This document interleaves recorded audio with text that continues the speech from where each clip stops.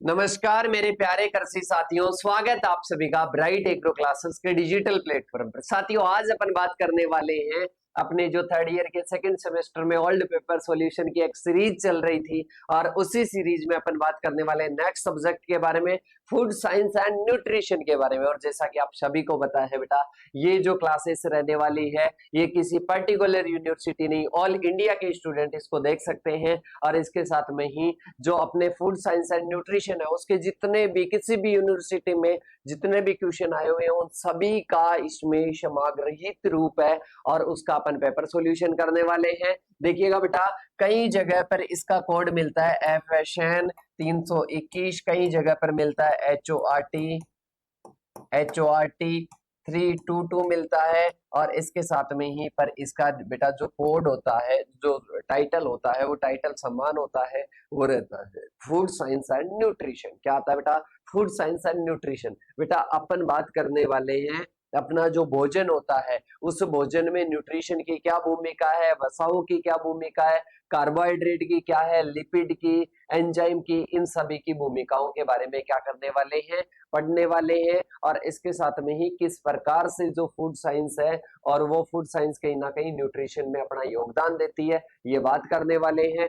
Food के जितने भी कंपोनेंट है उनके बारे में बात करने वाले हैं। तो सभी साथी मेरे हिसाब से आज मेरे साथ में भोजन के बारे में स्टडी करने वाले हैं। और इसके साथ में ही सभी साथियों को, अपने साथियों को ये वीडियो शेयर करना है। ये पीडीएफ कहाँ पर मिलेगी बेटा? पीडीएफ आपको इन नंबरों पर मैसेज करना है 8690596638, व्हाट्सएप पर मैसेज करना है। और इसके साथ में कि सर हमारे को पीडीएफ चाहिए, आपको पीडीएफ क्या हो जाएगी बेटा? अवेलेबल हो जाएगी। और इसके साथ में ही पीडीएफ बेटा डायरेक्ट व्हाट्सएप से नहीं, कुछ साथी होते हैं कि सर व्हाट्सएप पर ही भेज दो, नहीं बेटा, एप्लीकेशन पर मिलेगी। ब्राइट एग्रो क्लासेस का एप्लीकेशन है, लिंक भेज दी जाएगी, वहां से आपको क्या करना है, ज्वाइन करना है, या डिस्क्रिप्शन में लिंक दी हुई है वहां से ज्वाइन कर लेना। तो देखिएगा बेटा, सबसे पहले अपन शुरू करते हैं अपने पेपर्स के बारे में। पेपर्स में सबसे पहले क्वेश्चंस की ओर चलते हैं और उनके आंसर की ओर।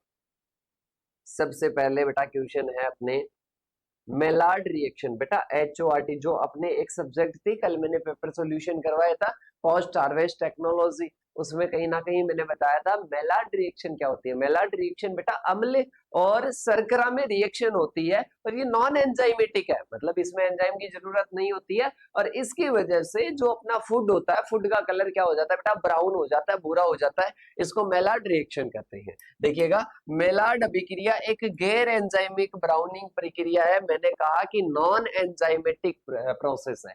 क्या है बेटा? नॉन एंजाइमेटिक है। और इसके साथ में ही जो कि एमिनो एसिड और इसके साथ में ही जो शर्करा होती है, रेड्यूसिंग शर्करा होती है, उनके बीच में जब भोजन को गर्म करने के समय होती है, मतलब जब भोजन को गर्म करते हैं ना उस समय किस किस में रिएक्शन होती है? एमिनो एसिड में। और एमिनो एसिड के साथ में ही किस में शर्करा होती है? किस में रिएक्शन होती है? शर्करा में रिएक्शन होती है। और इस रिएक्शन के दौरान बनता है भाई साहब जो अपना भोजन होता है वो भूरे रंग का, और जो उसका जो स्वाद है वो चेंज हो जाता है। उसको क्या बोलते हैं बेटा? उसको अपन बोलते हैं मेलार्ड रिएक्शन। अरे क्या बोलते हैं बेटा? मेलार्ड रिएक्शन बोलते हैं कि गैर एंजाइम, मतलब इसमें एंजाइम की रिक्वायरमेंट नहीं होती है। एमिनो एसिड और इसके साथ में शर्करा, जो रेड्यूसिंग शर्करा है, उनके मध्य क्या होती है?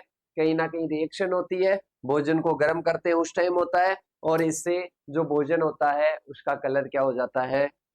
ब्राउन हो जाता है। और स्वाद क्या हो जाता है बेटा? स्वाद उसका परिवर्तन हो जाता है। इसके बाद में आता है माल न्यूट्रिशन। माल न्यूट्रिशन की बात करते हैं बेटा, कई बार अपने भोजन में क्या होता है, एक या एक से अधिक पोषक तत्व लगातार कमी रहते हैं, तो अपने अंदर क्या हो जाते हैं, कहीं ना कहीं पोषण कम हो जाता है, और इसको माल न्यूट्रिशन कहते हैं या कुपोषण कहते हैं। देखिएगा, कुपोषण एक ऐसी स्थिति होती है जो कि पोषक तत्वों के सेवन में असंतुलन होती है, मतलब या तो कमी होगी या अधिकता होगी। माल न्यूट्रिशन हमेशा कमी नहीं होती है, कभी कभी अगर अधिकता भी होगी ना बेटा, हमेशा कहता हूं कि लिमिट में रहना है। लिमिट में रहना है मतलब लिमिट में ही क्या लेना है? न्यूट्रिशन लेना है, ना अधिक लेना है ना कम लेना है। तो देखिएगा, माल न्यूट्रिशन एक ऐसी स्थिति है जो कि पोषक तत्वों के सेवन में असंतुलन यानी कमी और अधिकता के कारण होती है। किसके कारण होती है? या तो कमी के कारण या अधिकता के कारण ये होती है, जिसको माल न्यूट्रिशन कहते हैं। यह शरीर की वृद्धि रोग प्रतिरोधक क्षमता और सामान्य कार्य प्रणाली को क्या करता है, प्रभावित करता है। मतलब जो अपनी बॉडी होती है उसकी ग्रोथ को, रोग प्रतिरोधक क्षमता को और कार्य प्रणाली को क्या करता है बेटा, प्रभावित करता है। क्या, माल न्यूट्रिशन का, अगर किसी पोषक तत्व की कमी हो जाती है या अधिकता हो जाती है तो उसको बोलते हैं बेटा माल न्यूट्रिशन। इसके बाद में आता है जेल। क्या आता है बेटा, जेल। जेल क्या होता है, एक अर्ध ठोस पदार्थ होता है जिसमें द्रव को एक ठोस ढांचे के भीतर फंसाया जाता है और यह ठोस व तरल दोनों के गुण दिखाई देता है, जैसे कि जेली हो गया, कस्टर्ड हो गया। तो ये क्या होता है बेटा, जेल होता है। मतलब ये क्या होता है, बीच की एक अवस्था है। किसके बीच की है बेटा, ये द्रव और ठोस के बीच की अवस्था है। और कहीं ना कहीं ठोस के भी क्या दिखाएगा, गुण दिखाएगा, और इसके साथ में लिक्विड के भी क्या दिखाएगा, गुण दिखाएगा, जैसे कि जेली हो जाएगा और कस्टर्ड हो जाएगा। इसके बाद में चलते हैं बेटा आगे की ओर। आगे आता है रेंसिडिटी। रेंसिडिटी क्या होता है बेटा, कहीं ना कहीं वसा और तेल के ऑक्सीकरण के कारण दुर्गंध आती है और इसके साथ में ही अपन बात करते हैं खराब हो जाता है। भोज्य पदार्थ में क्या होता है, कहीं ना कहीं भोज्य पदार्थ में क्या होता है बेटा, कहीं ना कहीं वसा और तेल के ऑक्सीकरण से दुर्गंध आती है या इसके साथ में ही उसका टेस्ट खराब हो जाता है, तो बेटा वो क्या होती है, रेंसिडिटी होती है। ध्यान से समझना बेटा, ये किसके कारण होता है, वसा और तेल के ऑक्सीकरण के कारण क्या होता है, दुर्गंध आती है या फिर खराब स्वाद उत्पन्न होता है। तो इससे क्या होता है, रेंसिडिटी बोलते हैं। क्या बोलते हैं बेटा, रेंसिडिटी बोलते हैं। और यह भोजन को सेवन के लिए अनुपयुक्त बनाता है। भोजन को सेवन के लिए क्या बनाता है, अनुपयुक्त बनाता है। क्या बनाता है बेटा, अनुपयुक्त बनाता है। मतलब कहीं ना कहीं ये क्या बनाता है, भोजन को कहीं ना कहीं कंज्यूम्पशन के लिए अनफिट बनाता है। मतलब अपन भोजन को कंज्यूम नहीं कर सकते क्योंकि बेटा उसका स्वाद, दुर्गंध आने लग जाती है, रेंसिडिटी हो जाती है। किसके कारण होती है, वसा और तेल का ऑक्सीकरण हो जाता है। ओके, अब इसके बाद में आता है PUFA। याद रखना बेटा, इसकी फुल फॉर्म होती है पॉली, क्या होता है, पॉली अनसेचुरेटेड फैटी एसिड।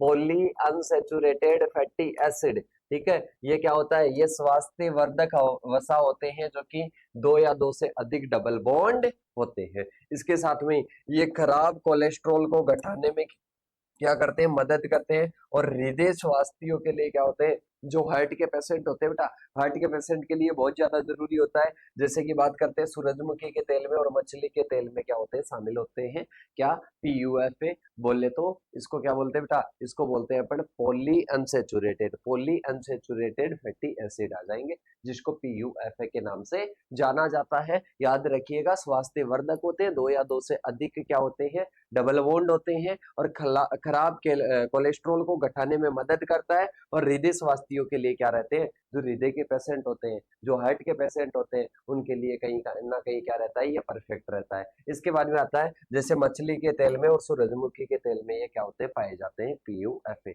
अब इसके बाद में आता है बेटा पास्चुराइजेशन और स्टरलाइजेशन।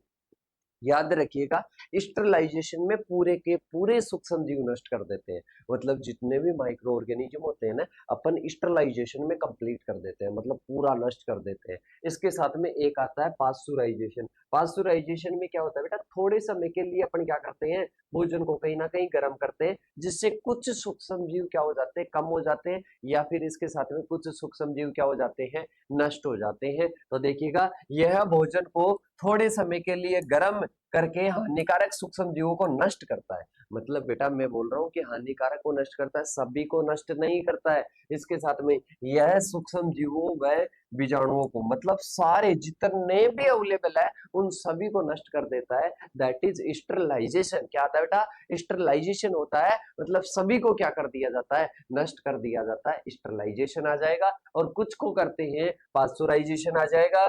माइक्रोब की बात करते हैं तो यह क्या करता है, केवल हानिकारक सूक्ष्म जीवों को नष्ट करता है, ये सभी प्रकार के नष्ट करता है। स्टरलाइजेशन की बात करते हैं, कहीं ना कहीं निर्जमीकरण की बात करते हैं, सभी प्रकार के सूक्ष्म जीवों को नष्ट कर दिया जाता है। इधर क्या होता है, हानिकारक का ओनली। इसमें क्या होता है, कहीं ना कहीं जो टेम्परेचर है 60 से लेकर कहीं ना कहीं 72 डिग्री सेंटीग्रेड टेम्परेचर रखते हैं। इधर अपन रखते हैं उच्च तापमान और रसायन और विकिरण क्या करते हैं बेटा, यूज करते हैं। आगे बात करते हैं यूज्ड फॉर, किस किस के लिए अपन यूज करते हैं, दूध के लिए। दूध में अपने को क्या करते हैं, पास्चुराइजेशन करते हैं। दूध का क्या करते हैं, पास्चुराइजेशन करते हैं। जूस का पास्चुराइजेशन करते हैं, पर इधर अपन बात करते हैं कोई भी डिब्बाबंदी करते हैं तो बेटा उसको क्या करते हैं, स्टरलाइज्ड करते हैं। मतलब कोई भी शल्य चिकित्सा के कोई भी उपकरण है, उन उपकरणों को निर्जमीकृत किया जाता है, मतलब सारे सूक्ष्म जीव हटा दिए जाते हैं। डिब्बाबंद भोजन के लिए क्या करते हैं, स्टरलाइजेशन करते हैं। आई होप आप सभी को बढ़िया तरीके से समझ में आ गया होगा। अब इसके बाद में आता है असेंशियल एमिनो एसिड और नॉन असेंशियल। मतलब कुछ क्या होते हैं बेटा, आवश्यक अमीनो अम्ल होते हैं, कुछ अनावश्यक होते हैं। आवश्यक की बात करते हैं तो आवश्यक कहीं ना कहीं क्या होते हैं, इन्हें अपनी बॉडी नहीं बना सकती है, ये अपने को आहार के द्वारा लेना पड़ता है। आवश्यक की बात करते हैं तो अपनी बॉडी इनका क्या नहीं कर सकती है, इनका फॉर्मेशन नहीं कर सकती। असेंशियल अपने को लेने पड़ेंगे, और इसके साथ में नॉन असेंशियल शरीर स्वयं बना लेता है। वैसा शरीर इनको क्या कर लेता है, अच्छे से स्वयं बना लेता है, that is non essential. Essential की बात करते हैं तो इसमें क्या होता है, इन्हें शरीर नहीं बना सकता, आहार के द्वारा इनको कंज्यूम करना पड़ता है, आहार के द्वारा इनको लेना पड़ता है, that is essential. Non essential इन्हें स्वयं बना सकता है, इन्हें क्या कर सकता है, शरीर अपना बॉडी स्वयं बना लेती है, इनको अपने को लेना पड़ेगा। ठीक है, असेंशियल की बात करते हैं तो आवश्यक अमीनो अम्ल शरीर की क्रियाओं और वृद्धि के लिए आवश्यक होते हैं, तभी तो अपने को क्या होते हैं, कहीं ना कहीं कंज्यूम करने पड़ते हैं, अपने को लेने पड़ते हैं आहार के माध्यम से। इसके बाद में अनावश्यक अमीनो अम्लों की बात करते हैं तो आवश्यक है लेकिन भोजन लेना जरूरी नहीं है। ये आवश्यक है कहीं ना कहीं, पर भोजन लेना क्या है, कहीं ना कहीं जरूरी नहीं है, क्योंकि अपन बात करते हैं बेटा, ये अपने को क्या हो जाते हैं, ये अपने को ऐसे ही अवेलेबल हो जाते हैं, ये अपने को क्या मिल जाते हैं, ऐसे ही अवेलेबल हो जाते हैं। मतलब कहीं ना कहीं अपन बात करते हैं, ये अपने को अपनी जो बॉडी है वो खुद ही बना लेती है, अपनी बॉडी खुद ही बना लेती है, तो ये क्या होते हैं, नॉन असेंशियल। इसके बाद में आता है लाइसिन, ल्यूसिन, वेलिन। एक ये क्या है बेटा, ये कहीं ना कहीं अपने आवश्यक एमिनो अम्ल है। मतलब बात करते हैं तो ये क्या होते हैं, ये असेंशियल एमिनो एसिड होते हैं, असेंशियल एमिनो एसिड होते हैं। बात करते हैं एलेलिन, ग्लूटामिक एसिड, एस्प्रेजिन, तो ये क्या होते हैं, ये कहीं ना कहीं बेटा क्या होते हैं अपने, ये नॉन असेंशियल होते हैं। असेंशियल की बात करते हैं, टीवी मिलपात, याद रखना बेटा, टीवी मिलपात, टीवी मिलपात क्या रखना बेटा, याद रखना, ये क्या होते हैं, ये कहीं ना कहीं असेंशियल होते हैं। नॉन असेंशियल के एग्जांपल आपके सामने हैं। इसके बाद में अपन बात करते हैं आगे की ओर, आगे आता है प्रोटीन एनर्जी माल न्यूट्रिशन। मतलब प्रोटीन की अधिकता या प्रोटीन की कमी के द्वारा कौन कौन से कुपोषण होते हैं, प्रोटीन की अधिकता या बोले तो प्रोटीन की कमी से कौन कौन से माल न्यूट्रिशन होते हैं। तो देखिएगा बेटा, सबसे पहले बात करते हैं प्रोटीन ऊर्जा कुपोषण। एक ऐसी स्थिति होती है जो कि आहार में प्रोटीन और ऊर्जा की अत्यधिक कमी के कारण उत्पन्न होती है। मतलब बात करते हैं प्रोटीन ऊर्जा जो कुपोषण है वो कहीं ना कहीं आहार में या तो क्या होगी बेटा, मैंने माल न्यूट्रिशन बता दिया। अब किसी का भी माल न्यूट्रिशन पूछ लो, आप बता सकते हो कि सर कैसे बता सकते हैं, क्योंकि प्रोटीन की या तो अधिकता होगी या कमी होगी, मतलब अधिकता या कमी, यही तो माल न्यूट्रिशन है। तो इधर अपन बात करते हैं कि प्रोटीन की अधिकता या कमी क्या होता है, प्रोटीन एनर्जी माल न्यूट्रिशन होता है। 5 वर्ष से कम उम्र के बच्चों में सबसे अधिक प्रोटीन का जो माल न्यूट्रिशन है, प्रोटीन की अधिकता या कमी पाई जाती है। और विशेष रूप से जो विकासशील देश है, विकासशील देश है अपना क्या है बेटा, कहीं ना कहीं विकासशील देश है, तो अपने देशों में क्या पाया जाता है, ये सर्वाधिक पाया जाता है प्रोटीन माल न्यूट्रिशन।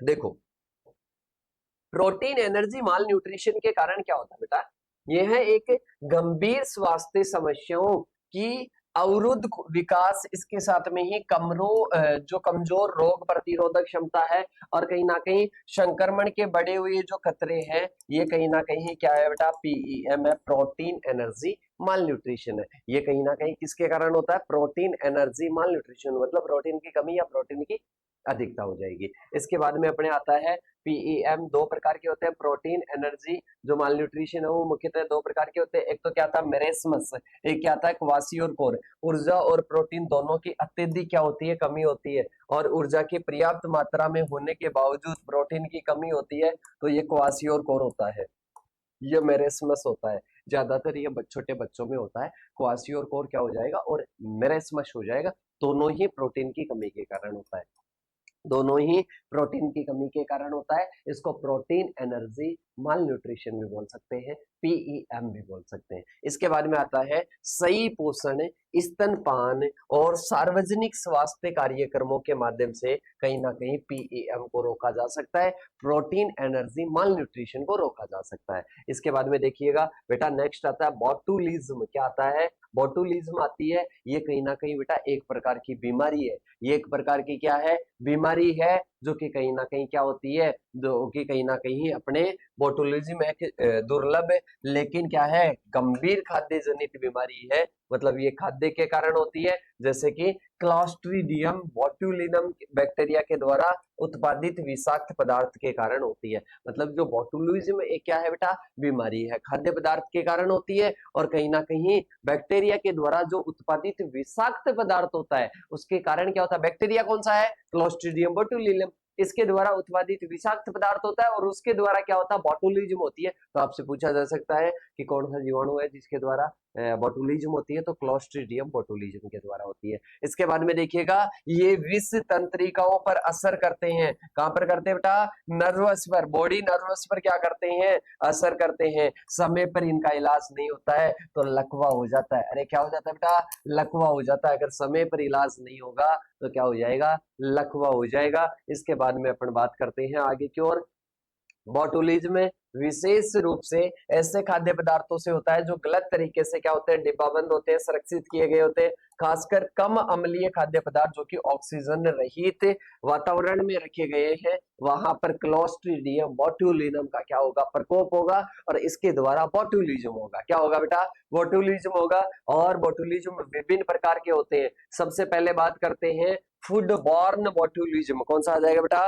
फूड बॉर्न बोटुलिज्म आ जाएगा। फिर आता है इन्फेंट, मतलब बोले तो शिशु बोटुलिज्म होता है, और एक आता है वुंड बोटुलिज्म। सबसे पहले फूड बॉर्न की बात करते हैं। ये कहीं ना कहीं क्या होता है बेटा? भोजन में होता है। देखो दूषित भोजन खाने से ये होता है। इसके साथ में इन्फेंट बोटुलिज्म की बात करते हैं। नवजात बच्चों में नवजात बच्चों में कहीं ना कहीं जीवाणुओं के सेवन से क्या होता है, जैसे कि शहद वगैरह का क्या करते हैं अपन? क्या करते हैं? शहद वगैरह खाते हैं, तो इसके द्वारा होता है।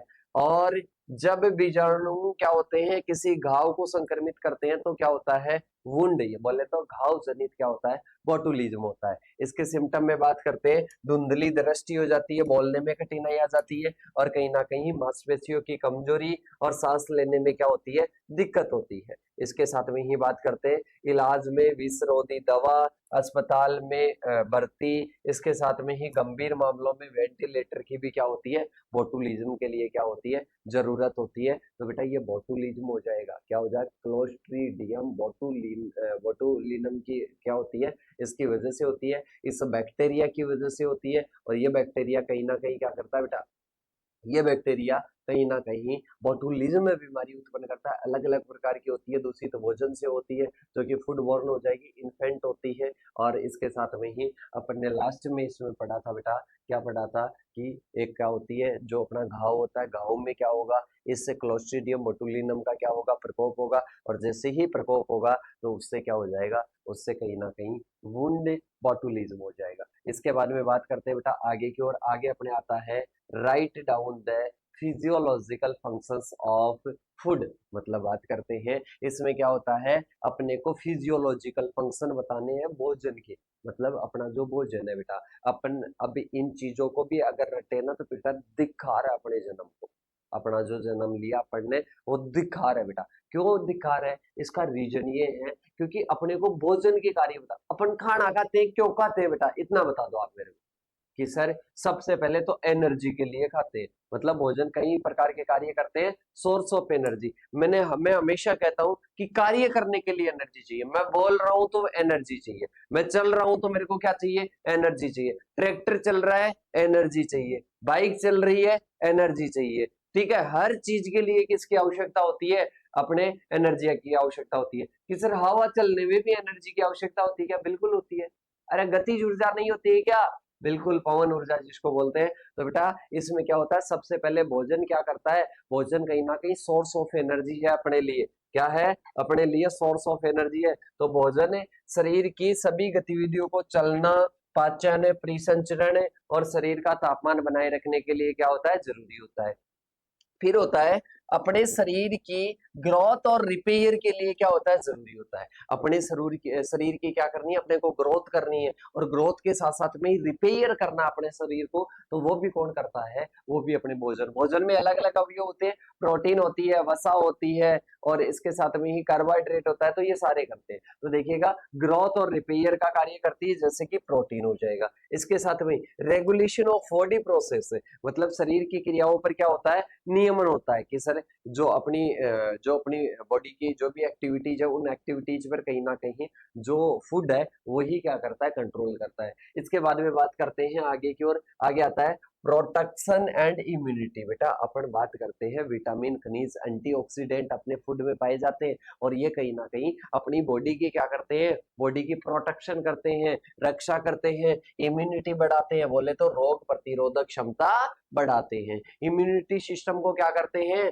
ग्रो करते हैं। इसके बाद में बात करते हैं बॉडी स्ट्रक्चर। बॉडी स्ट्रक्चर की बात करते हैं तो कुछ पोषक तत्व हड्डियों में, मांसपेशियों में और तत्वों में और शारीरिक संरचनाओं के निर्माण में क्या करते हैं, कहीं ना कहीं योगदान देते हैं। तो बॉडी स्ट्रक्चर हो जाएगा। बॉडी स्ट्रक्चर की बात करते हैं, हड्डियों वगैरह की बनावट है, यह किसके द्वारा होती है, कोई अच्छे से भोजन खाता है, अच्छे से कहीं ना कहीं आहार लेता है, तो बेटा उससे क्या होता है, उससे कहीं ना कहीं, अरे उससे क्या होता है, उससे कहीं, जैसे कि अपन पशुओं में भी मान लो, पशुओं में भी अच्छा आहार देते हैं, तो उससे क्या होता है, कहीं ना कहीं ग्रोथ अच्छी होती है, अच्छी हड्डियां वगैरह मजबूत रहेगी। पर इसके साथ में ही अपन बात करते हैं कि बॉडी के स्ट्रक्चर के लिए जिम्मेदार कहीं ना कहीं क्या होता है, फूड होता है। इसके बारे में बात करते हैं मेंटल फंक्शन। मतलब आपको पता है कि आप जैसे कि बोलते हो कि सर बादाम खाने से बुद्धि आती है, बादाम खाने से बुद्धि आती है, तो बेटा बादाम क्या है, बादाम फूड के रूप में ले रहे हो, मतलब ये क्या करता है, अपनी मेंटल जो स्थिति है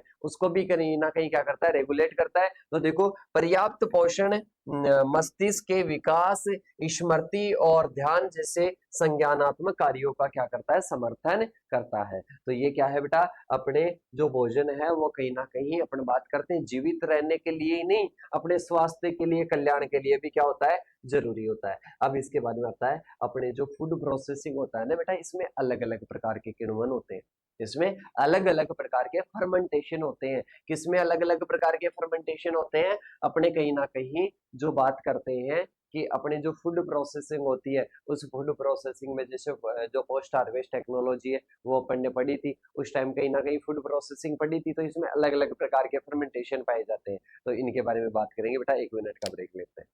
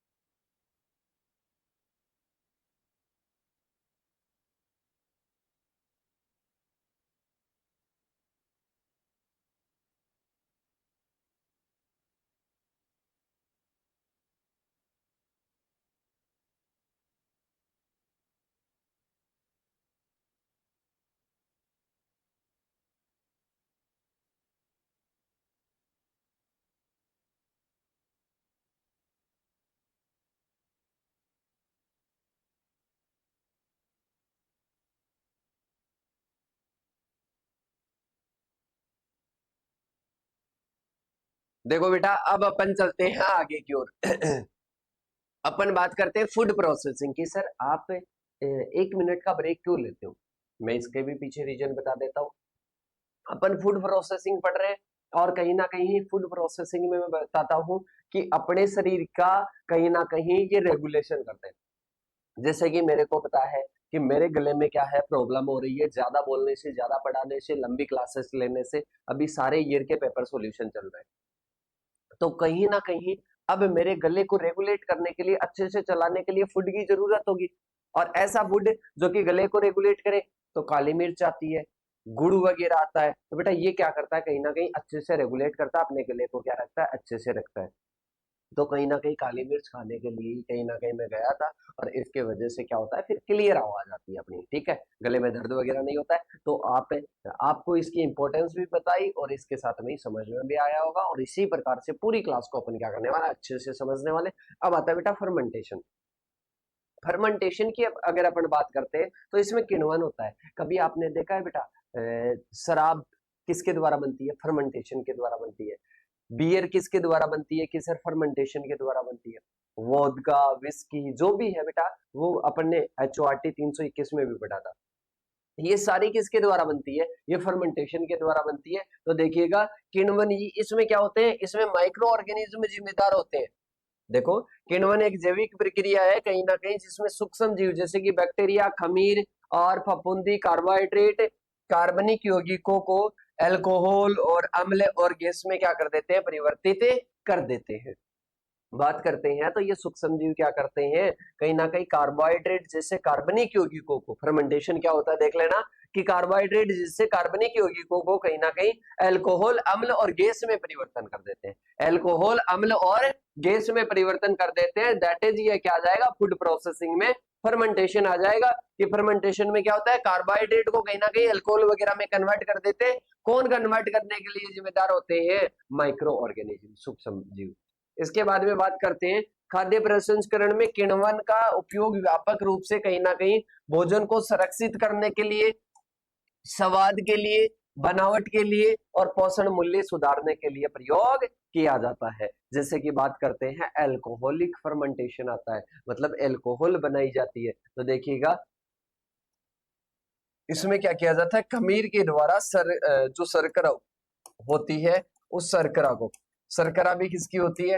जो वाली जो शर्करा है उसको कहीं ना कहीं इथेनॉल और कार्बन डाइऑक्साइड में क्या कर दिया जाता है? कन्वर्ट कर दिया जाता है। खमीर क्या है? Micro organism. इधर क्या आ गया? कार्बोहाइड्रेट, मतलब शर्करा आ गई। अब इस शर्करा को किस में बदल दिया गया? इसको कहीं ना कहीं अल्कोहल में बदल दिया गया। तो बेटा ये क्या हो गई? फर्मेंटेशन।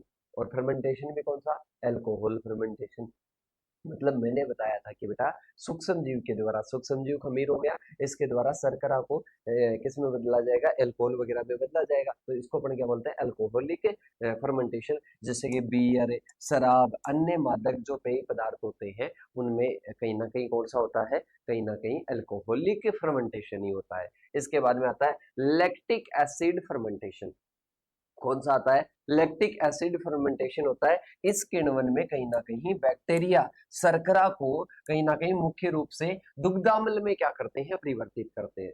मतलब बात करते हैं इस किण्वन में क्या होता है? बैक्टीरिया कहीं ना कहीं शर्करा को मुख्य रूप से किस में बदलते हैं? दुग्धाम्ल में क्या करते हैं बेटा? दुग्ध के अम्ल में क्या कर देते हैं? चेंज कर देते हैं। लैक्टिक अम्ल में क्या कर देते हैं? चेंज कर देते हैं।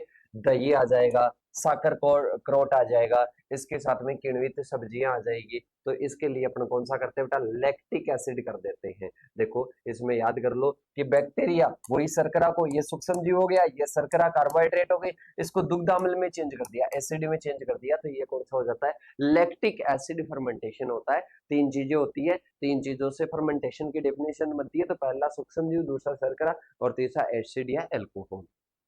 इसके बाद में बात करते हैं लैक्टिक एसिड की। जिससे कि दही बनता है तो ये कहीं ना कहीं लैक्टिक जो फर्मेंटेशन होता है उसके द्वारा बनता है। इसके बाद में आता है अपने एसिटिक एसिड फर्मेंटेशन आ जाएगा।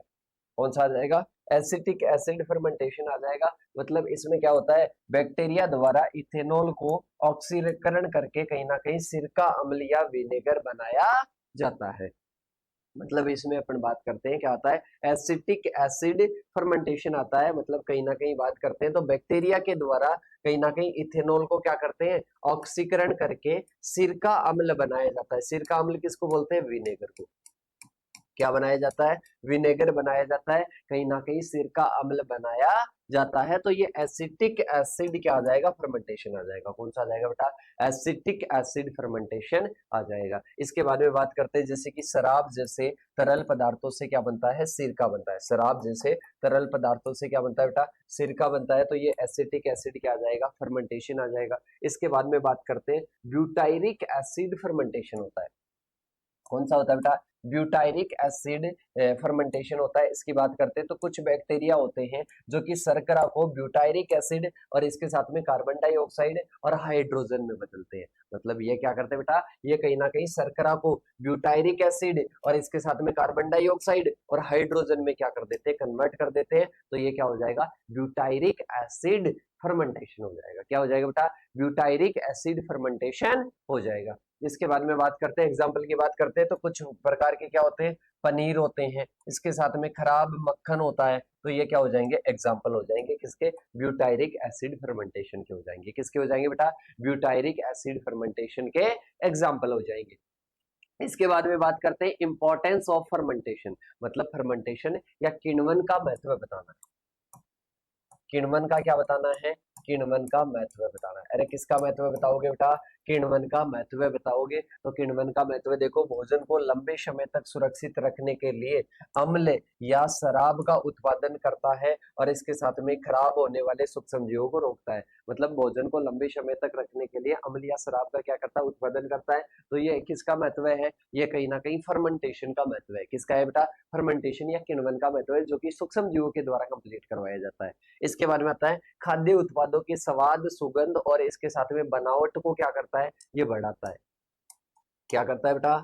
बढ़ावा देता है या बढ़ाता है। ठीक है, तो ये किण्वन का क्या आ जाएगा, महत्व आ जाएगा। इसके बाद में आता है पाचन क्षमता और पोषण मूल्य को क्या करता है, सुधारता है, क्योंकि इसमें क्या होता है, विटामिन और एंजाइम बनते हैं। क्या बनते हैं? मतलब पाचन क्षमता और पोषण मूल्य को सुधारता है, क्योंकि इसमें क्या बनते हैं, विटामिन और एंजाइम बनते हैं। क्या बनते हैं बेटा? विटामिन और क्या बनते हैं, एंजाइम बनते हैं। तो ये क्या हो जाएंगे, किण्वन या फर्मेंटेशन के क्या हो जाएंगे, महत्व हो जाएंगे। इसके बाद में बात करते हैं बेटा नेक्स्ट अपने आता है कि जो पोटेशियम मेटाबाइसल्फाइड होता है और सोडियम बेंजोएट होता है। देखिएगा, प्रसंस्कृत जो उत्पाद होते हैं उनका परिरक्षण करने के लिए पोटेशियम मेटाबाइसल्फाइड किस प्रकार से प्रयोग है, पूरी अभिक्रिया के साथ में बताना है कि जो पोटेशियम मेटाबाइसल्फाइड है वो कहीं ना कहीं क्या कर देता है, प्रिजर्वेटिव कर देता। बताया, ऐसा हमने सुना है पोटेशियम मेटाबाइसल्फाइड।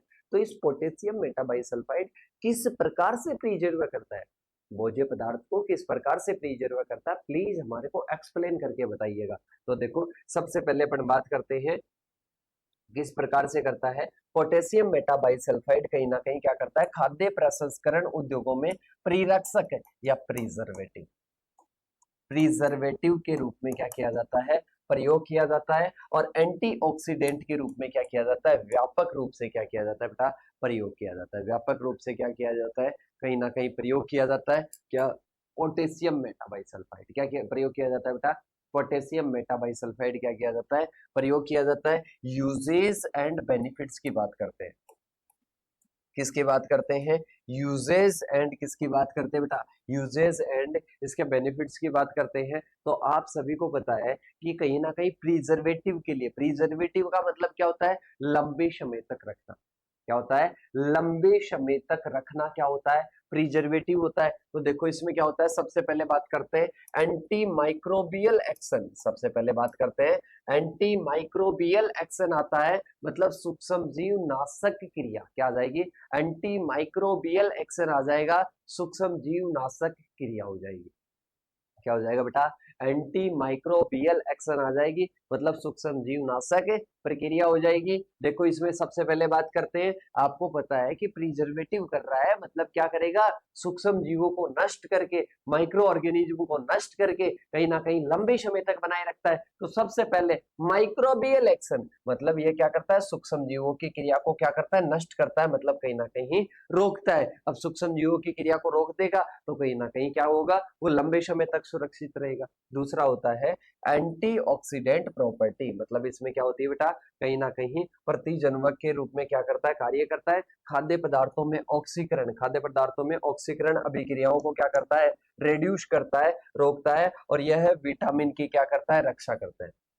किसकी रक्षा करता है बेटा, विटामिन की रक्षा करता है। भूरे रंग बनाने में और तेल वासित होने से क्या करता है, बचाता है। मतलब अपन ने बात की थी रेंसिडिटी और ब्राउनिंग। रेंसिडिटी का मतलब क्या होता है, कहीं ना कहीं जो अपना जो भी खाद्य पदार्थ होता है उसकी गुणवत्ता क्या हो जाती है, खराब हो जाती है। और इसके साथ में ब्राउनिंग की बात करते हैं, तो ब्राउनिंग में क्या होता है, कहीं ना कहीं बुरापन आता है। क्या आता है बेटा, बुरापन आता है। अपने जो प्रोडक्ट होते हैं, जो भी खाद्य पदार्थ होते हैं, वो क्या हो जाते हैं बेटा, भूरे हो जाते हैं। कैसे हो जाते हैं, वो कहीं ना कहीं भूरे हो जाते हैं, ब्राउन हो जाते हैं। कैसे हो जाते हैं, ब्राउन हो जाते हैं। इसके बाद में देखिएगा नेक्स्ट अपने आता है preservation of colour and flavour, मतलब इसमें क्या होता है कहीं ना कहीं कलर और फ्लेवर का क्या आ जाएगा, प्रिजर्वेशन आ जाएगा। मतलब अपन पोटेशियम मेटाबाइसल्फाइड का प्रयोग करते हैं ना, तो बेटा ये कहीं ना कहीं कलर और इसके फ्लेवर को चेंज नहीं करेगा, कि अपन ये प्रिजर्वेटिव जो पदार्थ है वो कहीं ना कहीं मिला दिया और इसके बाद में क्या हो रहा है, कहीं ना कहीं उनका रंग चेंज हो रहा है, तो ये रंगों को और इसके साथ में उनके फ्लेवर को क्या करता है, कहीं ना कहीं बनाए रखने में मदद करता है। केमिकल रिएक्शन की बात करते हैं तो सबसे पहले क्या होता है, पोटेशियम मेटाबाइसल्फाइड क्या होगा, पानी में घुलेगा। पहले क्या होगा, पानी में घुलेगा और उसके बाद में पानी में घुलने के बाद में ये क्या हो जाएगी, पूरी प्रोसेस हो जाएगी और इसके साथ में ही वो क्या हो जाएगी, रिएक्शन हो जाएगी। ठीक है, फिर क्या होगा, बाईसल्फेट आयन रिलीज करेगा, सल्फर डाइऑक्साइड गैस। इसके बाद में क्या करेगा, कहीं ना कहीं बात करते हैं तो सल्फर डाइऑक्साइड कार्य करता है एंटी माइक्रोबियल की तरह, एंटीऑक्सीडेंट की तरह। ठीक है, या ये आप लाइनें भी लिख सकते हो, पहली लाइन ये, इसके बाद में ये वाली हो जाएगी और इसके बाद में ये वाली हो जाएगी। अब एंटी माइक्रोबियल और इसके साथ में एंटीऑक्सीडेंट एजेंट कहीं ना कहीं आ गए अपने भोज्य पदार्थ में, एंटीऑक्सीडेंट आ गए, एंटी माइक्रोबियल आ गए, तो कहीं ना कहीं क्या हो गया, जो अपने पास में भोज्य पदार्थ है उन भोज्य पदार्थ में माइक्रोबियल मतलब सूक्ष्म जीवों की क्रिया रुक जाएगी और इसके साथ में ही क्या हो जाएगा, जो एंटीऑक्सीडेंट है, एंटीऑक्सीडेंट एजेंट है, उन एंटीऑक्सीडेंट एजेंट का क्या कर दिया जाता है, उनको एक्टिव कर दिया जाता है भोज्य पदार्थों में। इसके बाद में बात करते हैं बेटा नेक्स्ट क्वेश्चन। नेक्स्ट आता है, डिब्बाबंदी जो खाद्य उत्पाद होते हैं उनमें सूक्ष्म जीवों के द्वारा उत्पन्न विभिन्न प्रकार के नुकसान बताने। बेटा अपन बात करते हैं डिब्बाबंदी होती है, डिब्बाबंदी में अपन बात करते हैं स्टरलाइजेशन करते हैं, मतलब उसका क्या करते हैं, निर्जमीकरण करते हैं। सुना है क्या, कि डिब्बाबंदी में अपन स्टरलाइजेशन करते हैं, मतलब बात करते हैं निर्जमीकरण करते हैं। तो निर्जमीकरण करने से पहले, निर्जमीकरण करते हैं तो उस टाइम बेटा कहीं ना कहीं क्या होता है, कहीं ना कहीं विभिन्न प्रकार के नुकसान होते हैं। क्या होते हैं, विभिन्न प्रकार के नुकसान होते हैं सूक्ष्म जीवों के द्वारा। स्टरलाइजेशन कर दिया भाई साहब, बहुत तो सूक्ष्म जीव उठ गए, पर अगर सूक्ष्म जीव रह जाए तो डिब्बाबंदी में क्या नुकसान होगा, उनके बारे में बात करते हैं। तो देखो, डिब्बाबंदी उत्पादों में खराबी और सूक्ष्म जीव संदूषण से बचाने के लिए क्या किया जाता है, उनको प्रसंस्कृत और सीलबंद किया जाता है। फिर भी कुछ सूक्ष्म जीव जीवित रह जाते हैं, संदूषण कर देते हैं, जिससे क्या खराबी होती है उनके बारे में बात करते हैं। तो सबसे पहले आता है बेटा सल्फाइड, सल्फाइड स्वेलिंग आता है। मतलब बात करते हैं तो सल्फाइड स्वेलिंग, कुछ anaerobic bacteria hydrogen sulphide gas उत्पन्न करते हैं जो कि डिब्बे में धातु से क्रिया करके काले दाग बना देती है, डिब्बों को फुला देती है। सल्फाइड स्वेलिंग ये फुलाने का क्या कर देगा, कार्य कर देगा। मतलब कुछ एनारोबिक बैक्टीरिया होते हैं, हाइड्रोजन सल्फाइड गैस उत्पन्न करते हैं और जो कि डिब्बे धातु से क्या करते हैं, प्रतिक्रिया करते हैं और इसके साथ में ही क्या बन जाते हैं, काले दाग बन जाते हैं। क्या बन जाते हैं बेटा, काले दाग बन जाते हैं। डिब्बे को क्या कर देते हैं, फुला देते हैं। डिब्बे को क्या कर देगा, डिब्बे को क्या कर देगा बेटा, डिब्बे को फुला देगा। क्या कर देगा, डिब्बे को फुला देगा। इसके बाद में बात करते हैं, यह खराबी का संकेत होता है। किसका होता है, ये कहीं ना कहीं खराबी का संकेत होता है, जो कि भोजन को क्या बनाता है, असुरक्षित बनाता है। भोजन को क्या बनाता है, असुरक्षित बनाता है, कहीं ना कहीं अनसेफ बनाता है। क्या बनाता है, अनसेफ बनाता है, असुरक्षित बनाने में क्या करता है, मदद करता है। तो सबसे पहले सल्फाइड स्वेलिंग, अब भाई साहब डिब्बा ही फूल जाएगा। इसके बाद में बात करते हैं फ्लेट सौर स्पॉइलेज, मतलब बात करते हैं इसमें क्या होता है, फ्लेट सौर स्पॉइलेज आ जाएगा। कुछ अम्ल बनाने वाले जो बैक्टीरिया होते हैं जैसे कि क्लोस्ट्रीडियम, जो अम्ल उत्पन्न करते हैं बिना गैस बनाए, तो इसमें क्या हो जाएगा, जिससे भोजन में क्या होता है, खट्टापन आता है और डिब्बा फूला नहीं होता है। मतलब बात करते हैं इसमें क्या होता है, फ्लेट होता है, डिब्बा फूलता नहीं है, पर भोजन क्या हो जाता है, स्पॉइलेज हो जाता है। क्लोस्ट्रीडियम अम्ल उत्पन्न करते हैं बहुत सारे बैक्टीरिया, इसके कारण क्या हो जाता है, फ्लेट सोर, मतलब डिब्बा क्या होता है, फ्लेट रहता है, पर इसके साथ में ही क्या हो जाता है, कहीं ना कहीं खराब हो जाता है। अब इसके बाद में बात करते हैं आगे की ओर, भोजन खट्टा हो जाएगा। इसके बाद में आता है सड़े हुए, क्या होते हैं, सड़े हुए बदबूदार खराबी। ये कैसे होती है, एनारोबिक बैक्टीरिया प्रोटीन को तोड़ते हैं और अमोनिया और अमीन जैसे दुर्गंध युक्त गैसें उत्पन्न करेंगे। इससे भोजन के गंध और रंग में क्या आ जाएगा, बदलाव आ जाएगा। तो ये क्या होता है बेटा, ये कहीं ना कहीं होता है अपने सड़े हुए और बदबूदार खराबी के कारण। मतलब बात करते हैं प्रोटीन को तोड़ेंगे। सबसे पहले एनारोबिक, एनारोबिक की बात करते हैं जिनको श्वसन की जरूरत नहीं है, क्योंकि डिब्बाबंदी में श्वसन के लिए O2 बहुत कम होती है। तो इसके लिए क्या होता है, कहीं ना कहीं प्रोटीन को तोड़ते हैं और कहीं ना कहीं अमोनियम और एमीन जैसी क्या करते हैं, दुर्गंध गैस उत्पन्न करते हैं, जो कि क्या करती है, दुर्गंध उत्पन्न करती है। इसके बाद में आता है कहीं ना कहीं नेक्स्ट अपने आता है बेटा थर्मोफिलिक स्पॉइलेज।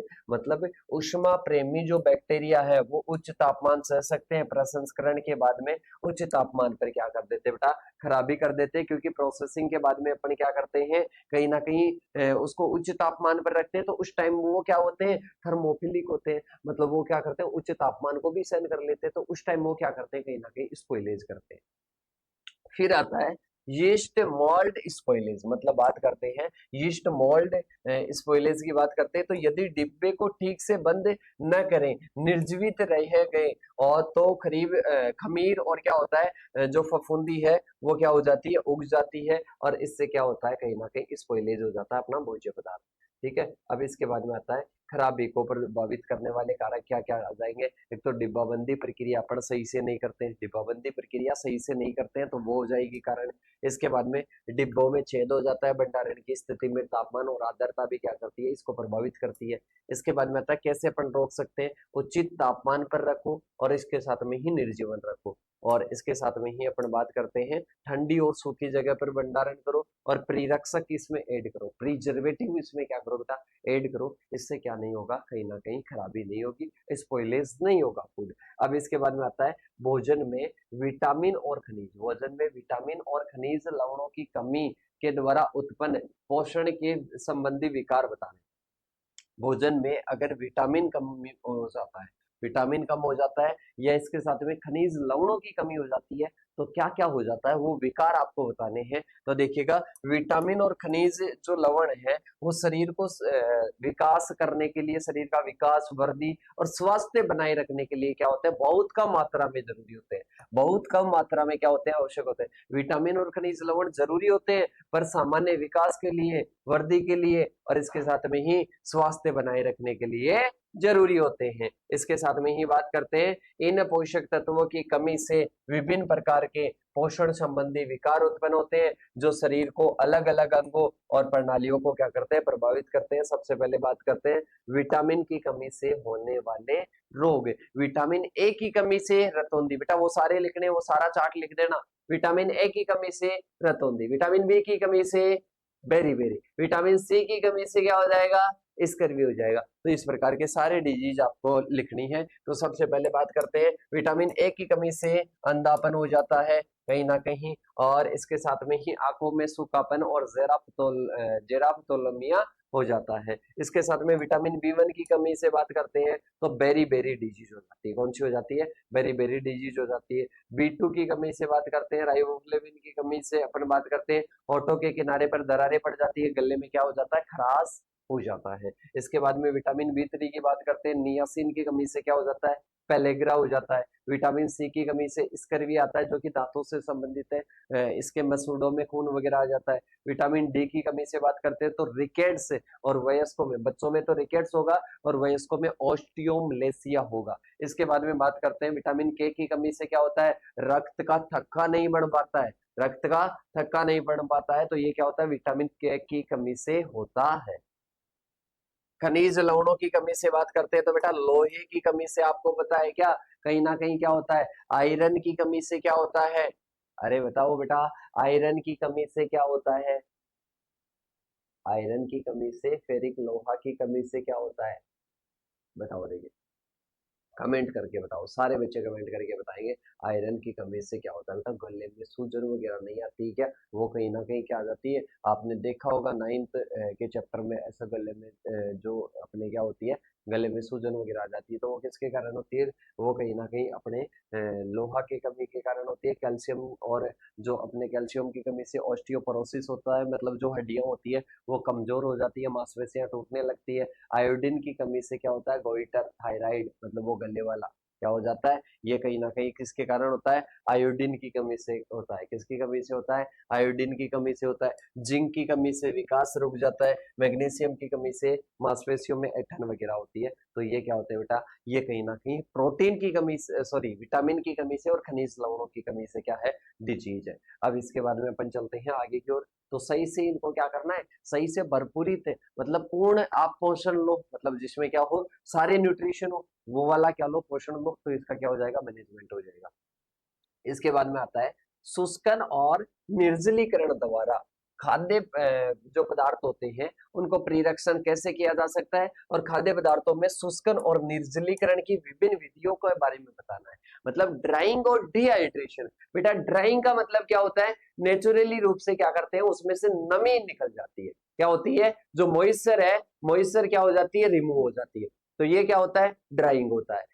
डिहाइड्रेशन होता है, मतलब नमी को निकाला जाता है, नमी को कृत्रिम रूप से, जैसे कि ऑस्मोसिस डिहाइड्रेशन हो गया, उसमें कृत्रिम रूप से क्या किया जाता है, नमी को निकाला जाता है, दैट इज वो डिहाइड्रेशन होता है। ड्राइंग मतलब जैसे कि अपने मम्मी वगैरह होती है, वो अनाज को क्या करती है, सुखाती है बेटा, तो वो ड्राइंग प्रोसेस है। डिहाइड्रेशन क्या होती है, कहीं ना कहीं कृत्रिम तरीके से होती है। तो शुष्कन और निर्जलीकरण द्वारा क्या किया जाता है, खाद्य पदार्थों में सबसे प्राचीन विधियों में से एक है, जिसका उपयोग सेल्फ लाइफ बढ़ाने के लिए अपन नमी निकालकर भंडारण लाइफ उसकी क्या कर देते हैं, बढ़ा देते हैं। इसके साथ में ही बात करते हैं, शुष्कन का मतलब होता है खाद्य पदार्थों से नमी को हटाना, और जिससे सूक्ष्म जीवों की और जो एंजाइम होते हैं उनकी वृद्धि कहीं ना कहीं, उनकी ग्रोथ कहीं ना कहीं अपन क्या कर देते हैं, रेड्यूस कर देते हैं। इसके साथ में ही बात करते हैं नेक्स्ट, निर्जलीकरण या डिहाइड्रेशन का एक अधिक नियंत्रित और प्रभावी रूप होता है, जिसमें खाद्य पदार्थ से अधिकांश क्या किया जाता है, पानी निकाला जाता है।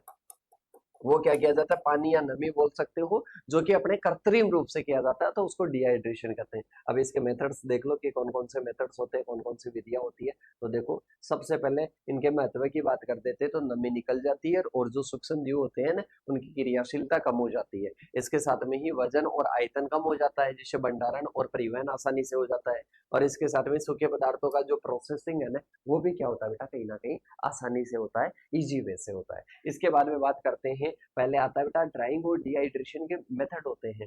तो आपको पता है मम्मी वगैरह क्या करते हैं, सूर्य की धूप में अनाजों को सुखाते हैं, तो सन ड्राइंग पहला मेथड आ जाएगा बेटा, सन ड्राइंग। सूर्य की जो होती है, सूर्य की जो रेडिएशन उनके द्वारा सुखाया जाता है। फिर आती है अपने शेड ड्राइंग या एयर ड्राइंग, मतलब इसमें क्या करते हैं, छाया में सुखाते हैं पर नियंत्रित वायु प्रवाह में सुखाया जाता है, ताकि सीधे जो सूरज की जो किरणें हैं उनसे नुकसान नहीं हो। इनमें क्या किया जाता है, जड़ी बूटियों को, हरी सब्जियों को, इनमें क्या किया जाता है, कहीं ना कहीं छाया में सुखाया जाता है, शेड ड्राइंग इसको बोलते हैं। इसके बाद में आता है ओवन ड्राइंग। ओवन ड्राइंग में क्या होता है, खाद्य को क्या किया जाता है, नियंत्रित तापमान पर ओवन में सुखाया जाता है। किसमें सुखाया जाता है, ओवन एक प्रकार का बात करते हैं, ओवन एक प्रकार का क्या है, कहीं ना कहीं उपकरण है, और इस उपकरण में क्या करते हैं, कहीं ना कहीं खाद्य पदार्थों को सुखाते हैं।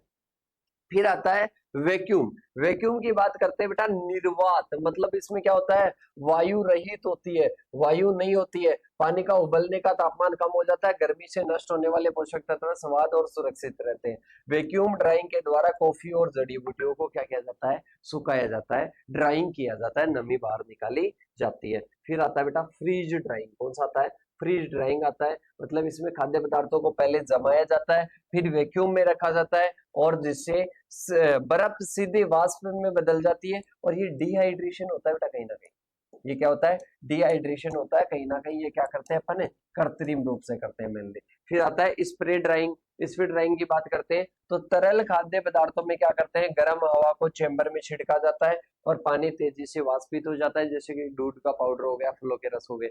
मतलब अपन बात करते हैं, अपना कोई भी रूम है, यहाँ पर किसी भी प्रोडक्ट को सुखाना है, तो यहाँ पर गर्म हवा क्या कर देंगे, प्रोवाइड कर देंगे, इससे जो पानी है वो क्या हो जाएगा, बाहर निकल जाएगा।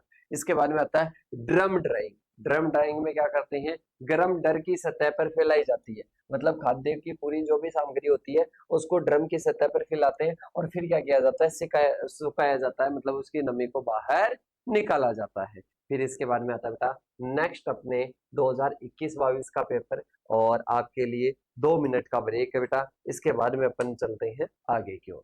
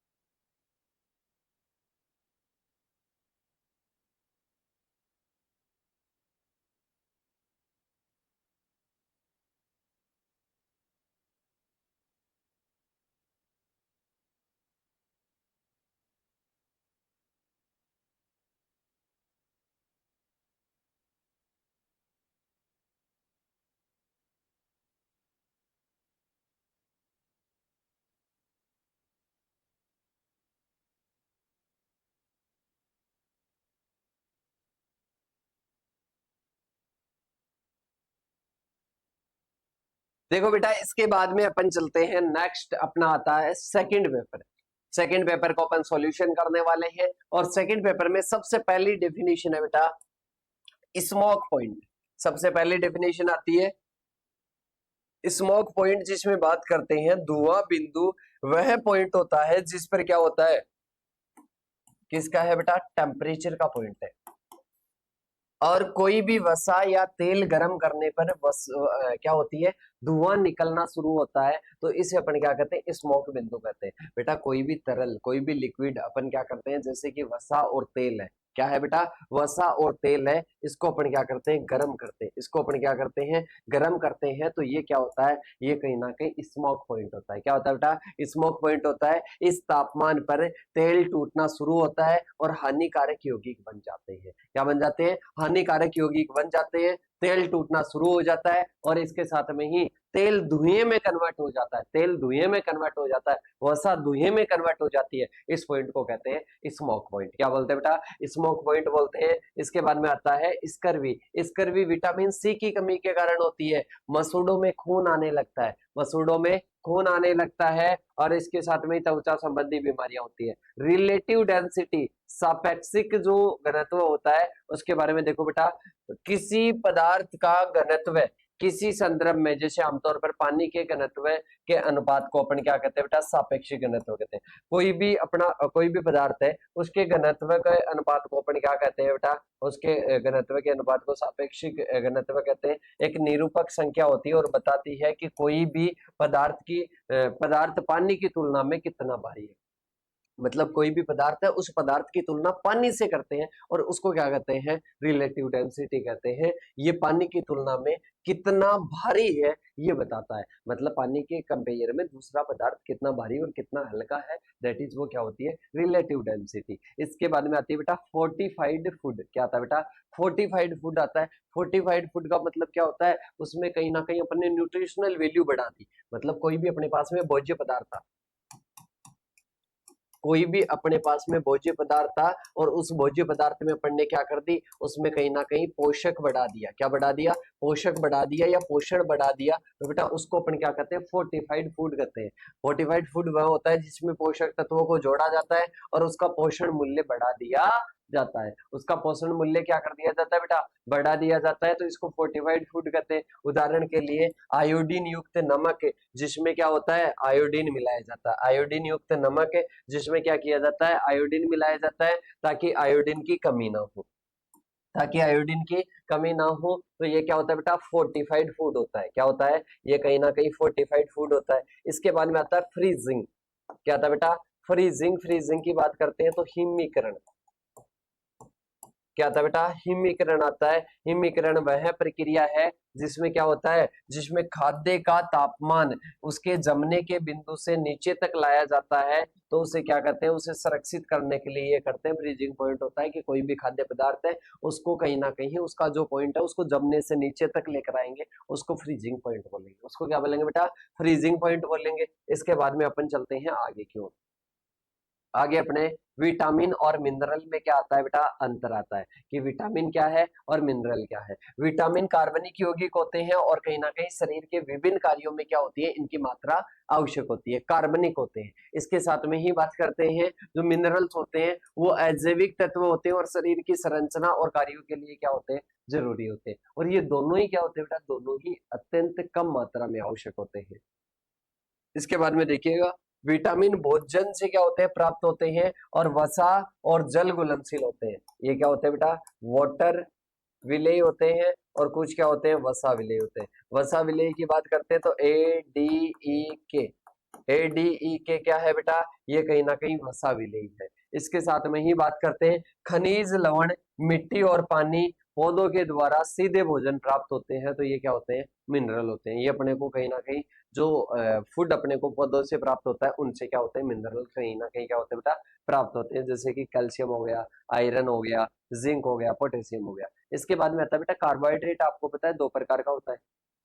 कार्बोहाइड्रेट दो प्रकार का होता है, मोनोसेकेराइड, डाइसेकेराइड, ओलिगोसेकेराइड। तीन प्रकार का होता है। क्या होता है, तीन प्रकार का होता है। तो सबसे पहले बात करते हैं मोनोसेकेराइड और डाइसेकेराइड में अंतर। जिसमें क्या होता है, सरल शर्करा क्या होती है, सरल शर्करा होती है और कार्बोहाइड्रेट मूलभूत इकाई होती है। क्या होती है, कार्बोहाइड्रेट मूलभूत इकाइयां होती है और कहीं ना कहीं सरल शर्करा होती है। डाइसेकेराइड दो मोनोसेकेराइड के अणुओं से मिलकर बनी होती है।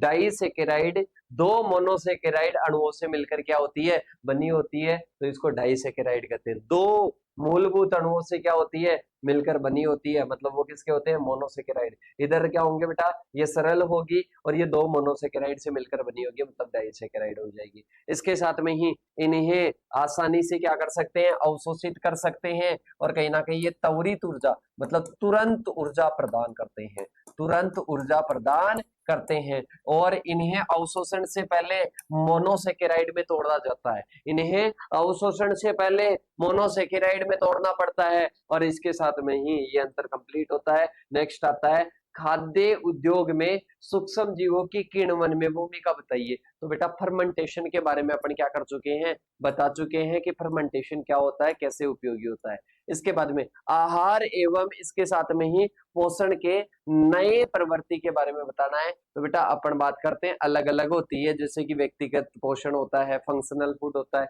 तो इसके बारे में आगे एक क्वेश्चन आएगा, उसी के बारे में बात करेंगे इसके, क्योंकि डिटेल से क्वेश्चन है वो, तो उस वाले में चर्चा कर लेंगे। इसको अपने स्किप करते हैं छोटे वाले को।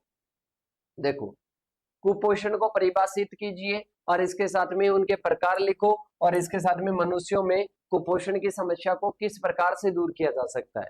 मतलब कुपोषण के बारे में बताना है। कुपोषण में सबसे पहले किसके बारे में बताना है, कुपोषण की परिभाषा, उनके कौन कौन से प्रकार होते हैं और इसके साथ में मनुष्यों में कुपोषण किस प्रकार से दूर कर सकते हैं अपन, इसके बारे में अपने को पॉइंट टू पॉइंट बताना है। तो कुपोषण माल न्यूट्रिशन क्या होता है, कहीं ना कहीं अपने भोज्य पदार्थ में किसी भी तत्व की, किसी भी पोषक की या तो अधिक मात्रा होती है या फिर कम मात्रा होती है, या तो बहुत अधिक होगी या बहुत कम होगी, तो इसको अपन क्या बोलते हैं, माल न्यूट्रिशन बोलते हैं। और इसके साथ में ही अलग अलग प्रकार के होते हैं। एक होता है बेटा अंडर न्यूट्रिशन। अंडर न्यूट्रिशन की बात करते हैं जब अपने भोज्य पदार्थ में क्या होता है, कम पोषक तत्व होते हैं, अपर्याप्त पोषक तत्व होते हैं, दैट इज अंडर न्यूट्रिशन। क्या होता है, अंडर न्यूट्रिशन होता है यह कैलोरी, प्रोटीन, अन्य आवश्यक पोषक तत्वों की अपर्याप्त मात्रा के कारण होता है, तो इसको अंडर न्यूट्रिशन कहते हैं, मतलब कम होता है इसमें।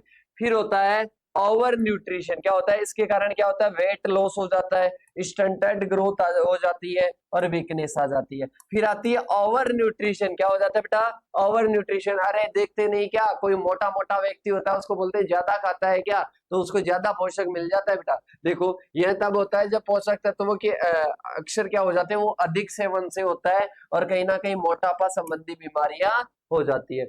फिर आते हैं माइक्रो न्यूट्रिएंट डेफिशिएंसी आती है, वो अंडर न्यूट्रिशन और इसके साथ में ही ओवर न्यूट्रिशन।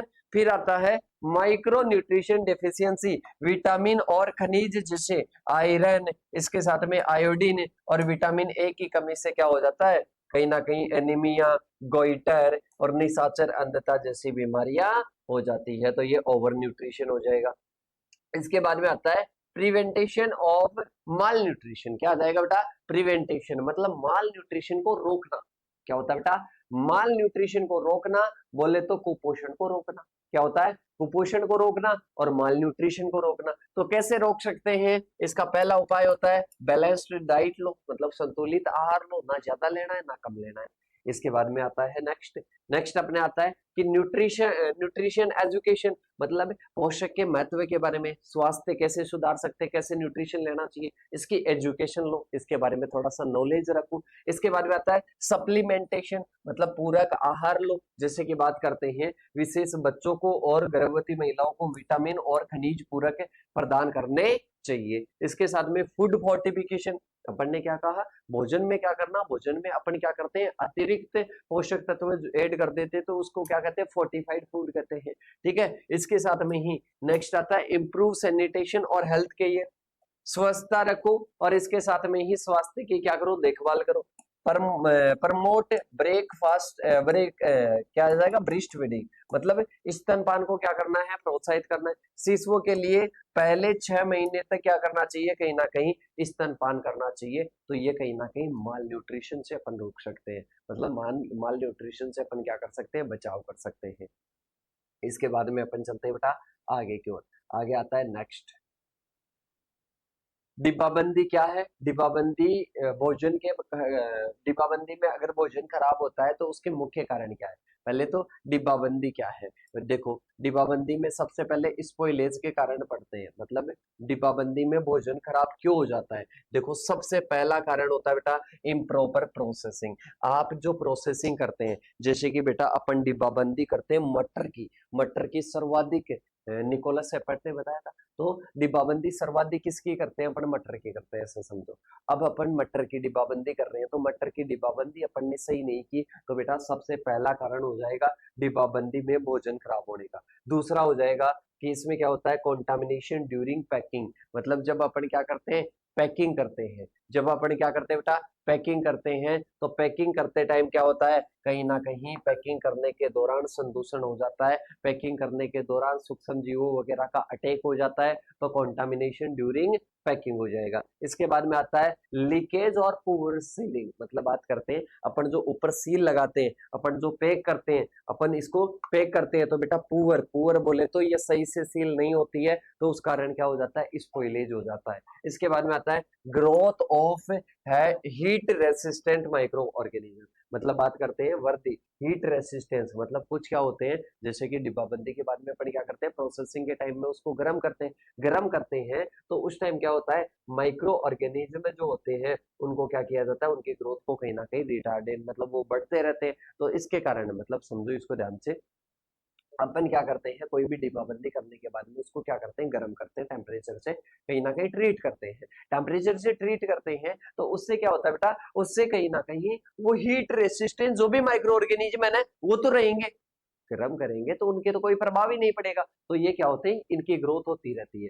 ठीक है, तो ये भी क्या है बेटा, कारण है। इसके बारे में आते हैं कुछ केमिकल चेंजेस होते हैं, उनके कारण कहीं ना कहीं क्या होते हैं, ये भोजन को डिब्बाबंदी करने के बाद में भी क्या कर देते, खराब कर देते। तो आई होप आप सभी को समझ में आ गया होगा। इसके बारे में बात करते हैं, वर्ग एक परीक्षण को सूचीबद्ध करना है और तथा खाद्य उद्योगों में उनकी भूमिका बतानी है। देखो अपन बात करते हैं, वर्ग एक के क्लास फर्स्ट के प्रिजर्वेटिव वे पदार्थ होते हैं जिन्हें सामान्यतः क्या माना जाता है, सुरक्षित माना जाता है, और जो खाद्य पदार्थों में क्या करता है, सूक्ष्म जीवों की वृद्धि रोकने के लिए क्या किए जाते हैं, उपयोग किए जाते हैं। ध्यान से समझना बेटा, इसमें क्या होता है, वर्ग एक के परीक्षण पदार्थ वे होते हैं जिन्हें सामान्यतः क्या माना जाता है, सुरक्षित माना जाता है, और जो कि खाद्य में क्या करते हैं, कहीं ना कहीं सूक्ष्म जीवों की वृद्धि रोकने के लिए प्रयोग किए जाते हैं। जो खाद्य पदार्थ होते हैं उसमें सूक्ष्म जीवों की वृद्धि करने के लिए क्या करते हैं, कहीं ना कहीं अपने वर्ग एक के क्लास फर्स्ट के जो प्रिजर्वेटिव होते हैं उनका क्या करते हैं, प्रयोग करते हैं।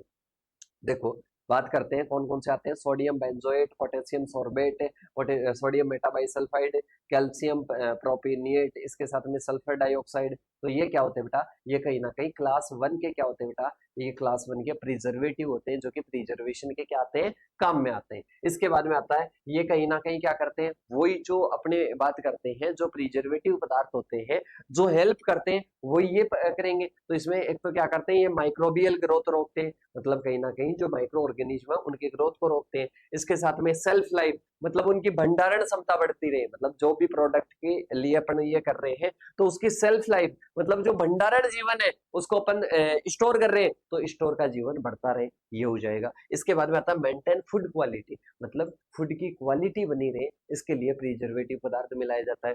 सेफ्टी रहे, और इसके साथ में ही बात करते हैं जो अपने पास में क्या होते हैं, बेकरी वगैरह के जो भी पदार्थ होते हैं उनके उनमें वर्सिलिटी बनी रहे, मतलब सॉफ्ट ड्रिंक हो गए, फलों के रस हो गए, अचार वगैरह हो गए, तो इनमें व्यापक रूप से क्या किया जाता है, इसको इस्तेमाल किया जाता है। अब इसके बाद में आता है बेटा नेक्स्ट, वो अपने क्या हो गए, वो अपने हो गए कहीं ना कहीं अपन ने बात की है, किसके बारे में बात की है बेटा, अपन ने बात की है जो प्रिजर्वेटिव होते हैं क्लास वन के कौन से होते हैं और इसके साथ में इनका क्या क्या इंपॉर्टेंस होता है। बात करते हैं, नेक्स्ट आता है मानव के जो सेंसरी ऑर्गन होते हैं वो कौन कौन से होते हैं और उनका खाद्य उत्पाद बनाने में किस प्रकार से भूमिका होती है। अरे बेटा आप एक चीज बताओ, सेंसरी ऑर्गन की बात करते हैं, त्वचा होगी, इसके साथ में अपन बात करते हैं नाक हो गया, आंखें हो गई, जीभ हो गई, ठीक है। अब ये क्या करते हैं, अपने कान हो गए, ठीक है। अपने ये क्या होते हैं, ये कहीं ना कहीं सेंसरी ऑर्गन होते हैं। अब ये खाद्य पदार्थों में आप टेस्ट किसके द्वारा करते हो, किससे, टोंग्यू के द्वारा, किसके द्वारा करते हैं, जीभ के द्वारा करते हैं, किसके द्वारा करते हैं, जीव के द्वारा। तो इनका क्या इंपॉर्टेंस होता है देखना, सबसे पहले मनुष्य में 5 संवेदी अंग होते हैं, आईज होती है, नोज होता है, टोंगी होती है, स्किन होती है और ईयर्स होते हैं, ठीक है। खाद्य पदार्थ बनाने में इनकी भूमिका क्या होती है, आंखों की देखो, आंखों से अपन रंग आकार बनावट देख लेते हैं, भोज्य पदार्थों की रंग आकार बनावट देख लेते हैं। इसके साथ में ही अपन बात करते हैं नोज, नाक क्या करता है, गंध को पहचानने का कार्य करता है, भोज्य पदार्थों की खुशबू को पहचानने का कार्य करता है। बहुत ही शानदार क्वेश्चन दिया है एग्जामिनर ने, सिलेबस में ऐसे नहीं होता है, पर ये कहीं ना कहीं अपन अपने माइंड से कॉन्सेप्ट वाले जवाब दे तब ये क्या होते हैं बेटा, कहीं ना कहीं इंपॉर्टेंट होते हैं। इसके बाद में देखिएगा आगे आता है टोंग्यू, टोंग्यू की बात करते हैं, अपने को स्वाद का पता लगाना है, किसका स्वाद का पता लगाना है कि सर जो अपन भोज्य पदार्थ होता है वो मीठा है, वो खट्टा है, नमकीन है, ये अपने को कैसे पता चलता है बेटा, ये कहीं ना कहीं अपने को पता चलता है जो टोंगी होती है, जो जीभ होती है उसके द्वारा क्या चलता है, पता चलता है। तो अपने नेक्स्ट जो सेंसरी ऑर्गन है वो क्या हो जाएगा, टोंगी हो जाएगा, जिसके द्वारा अपन भोज्य पदार्थों के बारे में बताते हैं कि भोज्य पदार्थ कैसे हैं, कहीं ना कहीं स्वाद में मीठे हैं, स्वाद में नमकीन है, स्वाद में खट्टे हैं। इसके बाद में आते हैं नेक्स्ट अपने स्किन, अपनी जो त्वचा है बेटा त्वचा कहीं ना कहीं क्या करते हैं, जैसे ही अपना कोई क्या है भोज्य पदार्थ है, वो भोज्य पदार्थ पक रहा है, अब उसके अपन क्या करते हैं, जैसे चाय की बात करते हैं, चाय की बात करते हैं तो बेटा चाय की गर्म है कि नहीं है, अपन क्या करते हैं पहले उसमें हाथ लगाकर देखेंगे कि वो गर्म है कि नहीं है। बेटा कैसे पता चल रहा है, क्योंकि अपनी त्वचा क्या है, सेंसरी ऑर्गन है, ये कहीं ना कहीं टेम्परेचर को बता देती है। तो यहाँ पर ये टेम्परेचर को बता देती है, ये कहीं ना कहीं कठोरता वगैरह को, जैसे कि अपन बात करते हैं कोई भी जमने वाला पदार्थ है, उसको अपन देखते हैं कि ये कठोर है कि नहीं है, ये भोज्य पदार्थ है कठोर है कि नहीं है, वो हाथ लगाकर अपन पता लगाते हैं। और हाथ क्या हो जाएगा बेटा, सेंसरी ऑर्गन, क्योंकि त्वचा अपनी क्या है, सेंसरी ऑर्गन है। फिर आता है बेटा कान, क्या आता है, कान। कान भोज्य पदार्थों को कैसे पता लगाता है, जैसे कि अपन बात करते हैं बेटा जो कुकर है, कुकर बजता है, कुकर क्या करता है, कहीं ना कहीं सीटी मारता है, जैसे दाल पक गई भाई साहब 3 बार सीटी मारेगा, तो उसके बारे में कानों के द्वारा सुनकर अपने को पता लगता है कि भोज्य पदार्थ अपना क्या हो चुका है, पक चुका है। तो बेटा ये जो सेंसरी ऑर्गन होते हैं, अपनी बॉडी के 5 सेंसरी ऑर्गन होते हैं, और ये सेंसरी ऑर्गन कहीं ना कहीं क्या करते हैं, ये कहीं ना कहीं अपनी हेल्प करते हैं भोज्य पदार्थों के बारे में पता लगाने का। इसके बाद में आता है नेक्स्ट क्वेश्चन, मानव में शरीर में वसा के पाचन प्रक्रिया को समझाना है। बेटा अपने शरीर में फैट का बहुत ज्यादा महत्व होता है। फैट बोले तो अपन दूध में भी क्या होती है, फैट होती है, घी में भी क्या होती है, फैट होती है। अब इस फैट का पाचन कैसा होता है, अपने डाइजेशन सिस्टम में हर चीज का पाचन होता है। आप चाहे कोई भी चपाती वगैरह खा लो, इसके साथ में ही कोई भी जूस वगैरह कुछ भी कर लो, उसका डाइजेशन होगा। अब डाइजेशन की क्रिया कहीं ना कहीं कोई जटिल होती है, कोई सरल होती है, तो अपने फैट का अपने को क्या करना है, पाचन करना है। क्या करना है बेटा, फैट का अपने को पाचन करना है, तो इसकी जटिल प्रक्रिया होती है। सबसे पहले अपन बात करते हैं, स्टेप बाय स्टेप पता करते हैं। जैसे कि अपन घी खाते हैं बेटा, घी खाते हैं, चपाती के साथ में खाते हैं, कहीं ना कहीं अपने मुंह के द्वारा ही तो जाता है, तो अपन मुंह के द्वारा सबसे पहले क्या करेंगे, मुंह के में पचाएंगे। मुंह में अपन क्या करते हैं, पहले चबाते हैं। पहले क्या करते हैं बेटा, खाना खाते ही अपन मुंह में क्या करते हैं, चबाते हैं, इसके बाद में लेकर जाते हैं। तो सबसे पहले क्या होता है, डाइजेशन इन माउथ, मतलब डाइजेशन शुरू हो जाता है, मुंह में ग्रहण करते ही क्या हो जाता है, डाइजेशन शुरू हो जाता है। मतलब बात करते हैं तो वसा का पाचन मुंह में होता है, लेकिन बहुत कम मात्रा में होता है। शुरू में होता है पर क्या होता है, कम मात्रा में होता है। इसके बाद में ये जाएगा बेटा नेक्स्ट पार्ट जाएगा ये स्टोमच में, अपने पेट में जाएगा बेटा। कहां पर जाएगा, अपने पेट में जाएगा, और पेट में जाने के बाद में गैस्ट्रिक ग्लैंड और इसके साथ में गैस्ट्रिक लिपेज स्रावित होंगे बेटा। अब कहीं ना कहीं क्या होता है, अब ऐसे बस की बात नहीं है, नॉर्मली इसका पाचन करना बस की बात नहीं है। अब क्या होंगे, अब कहीं ना कहीं एंजाइमों का स्रावन होगा। एंजाइमों का स्रावन होगा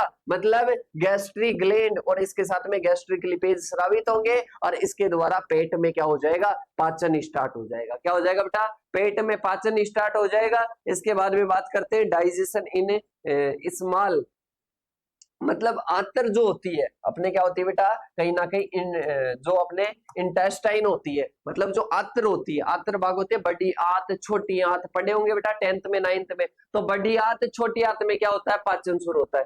वसा का मुख्य पाचन पूछ ले तो बेटा कहां पर होता है, छोटी आंत में होता है।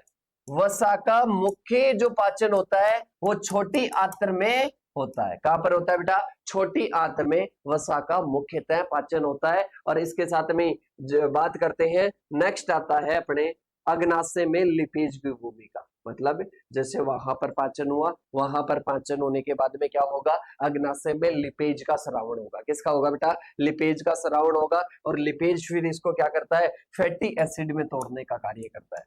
किसमें तोड़ने का कार्य करता है, फैटी एसिड में तोड़ने का क्या करता है, कार्य करता है। और इसके द्वारा इसको क्या मिलेगी बेटा, कहीं ना कहीं ऊर्जा मिल जाएगी। मतलब अब पूरा पाचन हो गया, फैटी एसिड वगैरह बन गए, तो बेटा अपने को फाइनली अपने को क्या मिलेगा, 2 चीजें मिलेगी। एक तो वेस्ट मिलेगा और एक क्या मिलेगा बेटा, अपने को ऊर्जा मिलेगी, एनर्जी मिलेगी। एनर्जी को तो मतलब जो मेन काम का पार्ट है उसको तो अपन एब्जॉर्ब कर लेंगे, और इसके साथ में जो वेस्ट है उसको शरीर से बाहर निकाल दिया जाता है एक्सक्रेशन सिस्टम के द्वारा, उत्सर्जन तंत्र के द्वारा। तो देखिएगा इसमें क्या होता है, फैटी एसिड और जो मोनोग्लिसराइड होता है वो आंत की परत तक ले जाते हैं, और इसके साथ में ही जो काम का पार्ट होता है उसको क्या कर लिया जाता है, एब्जॉर्ब कर लिया जाता है। बाकी को क्या कर दिया जाता है, एक्सट्रैक्ट कर दिया जाता है। फिर आता है वसा का परिवहन। इसमें क्या कर दिया जाता है, विभिन्न अंगों तक, मतलब अपने जो अलग अलग पार्ट्स है उसके उस तक क्या किया जाते हैं, वसा को पहुंचाया जाता है। किस तक पहुंचाया जाता है बेटा, वसा तक पहुंचाया जाता है। तो ये क्या हो जाएंगे, विभिन्न पार्ट्स तक अपन पहुंचा देंगे। इसके बाद में बात करते हैं बेटा मेनू प्लानिंग क्या होता है, और उद्देश्य बताइएगा। मेनू प्लानिंग को प्रभावित करने वाले कारक बताओ। बेटा सबसे पहले अगर मैं बात करूं मेनू प्लानिंग क्या होता है, तो मेनू प्लानिंग की अगर अपन बात करते हैं ना, तो अपने क्या होता है बेटा, पूरा मेन्यू होता है। जैसे कि अपन तो क्या है बेटा, अपन तो सामान्य परिवार से आते हैं, किसान फैमिली से आते हैं, तो अपन तो वही सुबह उठेंगे, चाय वाय पियेंगे, इसके बाद में खेत में जाएंगे, आकर खाना खाएंगे, सो जाएंगे, और शाम को खाना खाएंगे। कोई 3 टाइम भी खाता है। अब बेटा जो बड़े बड़े लोग होते हैं, पैसे वाले लोग होते हैं, वो पूरा मेन्यू रखते हैं कि अभी मेरे को ये खाना है, इसके बाद में ये खाना है, हल्का खाना है, भारी खाना है, सलाद खाना है, फलाना ढीकड़ा, कई सारे क्या होते हैं बेटा, उनकी स्ट्रेटेजी होती है। तो उसको बोलते हैं मेन्यू प्लानिंग। क्या बोलते हैं बेटा, मेन्यू प्लानिंग बोलते हैं। मतलब मेन्यू प्लानिंग वह प्रक्रिया है जिसमें पहले से तय किया जाता है कि किस भोजन को तैयार और परोसा जाए, मतलब किस भोजन को तैयार करना है और परोसना है। जैसे कि अपन शादी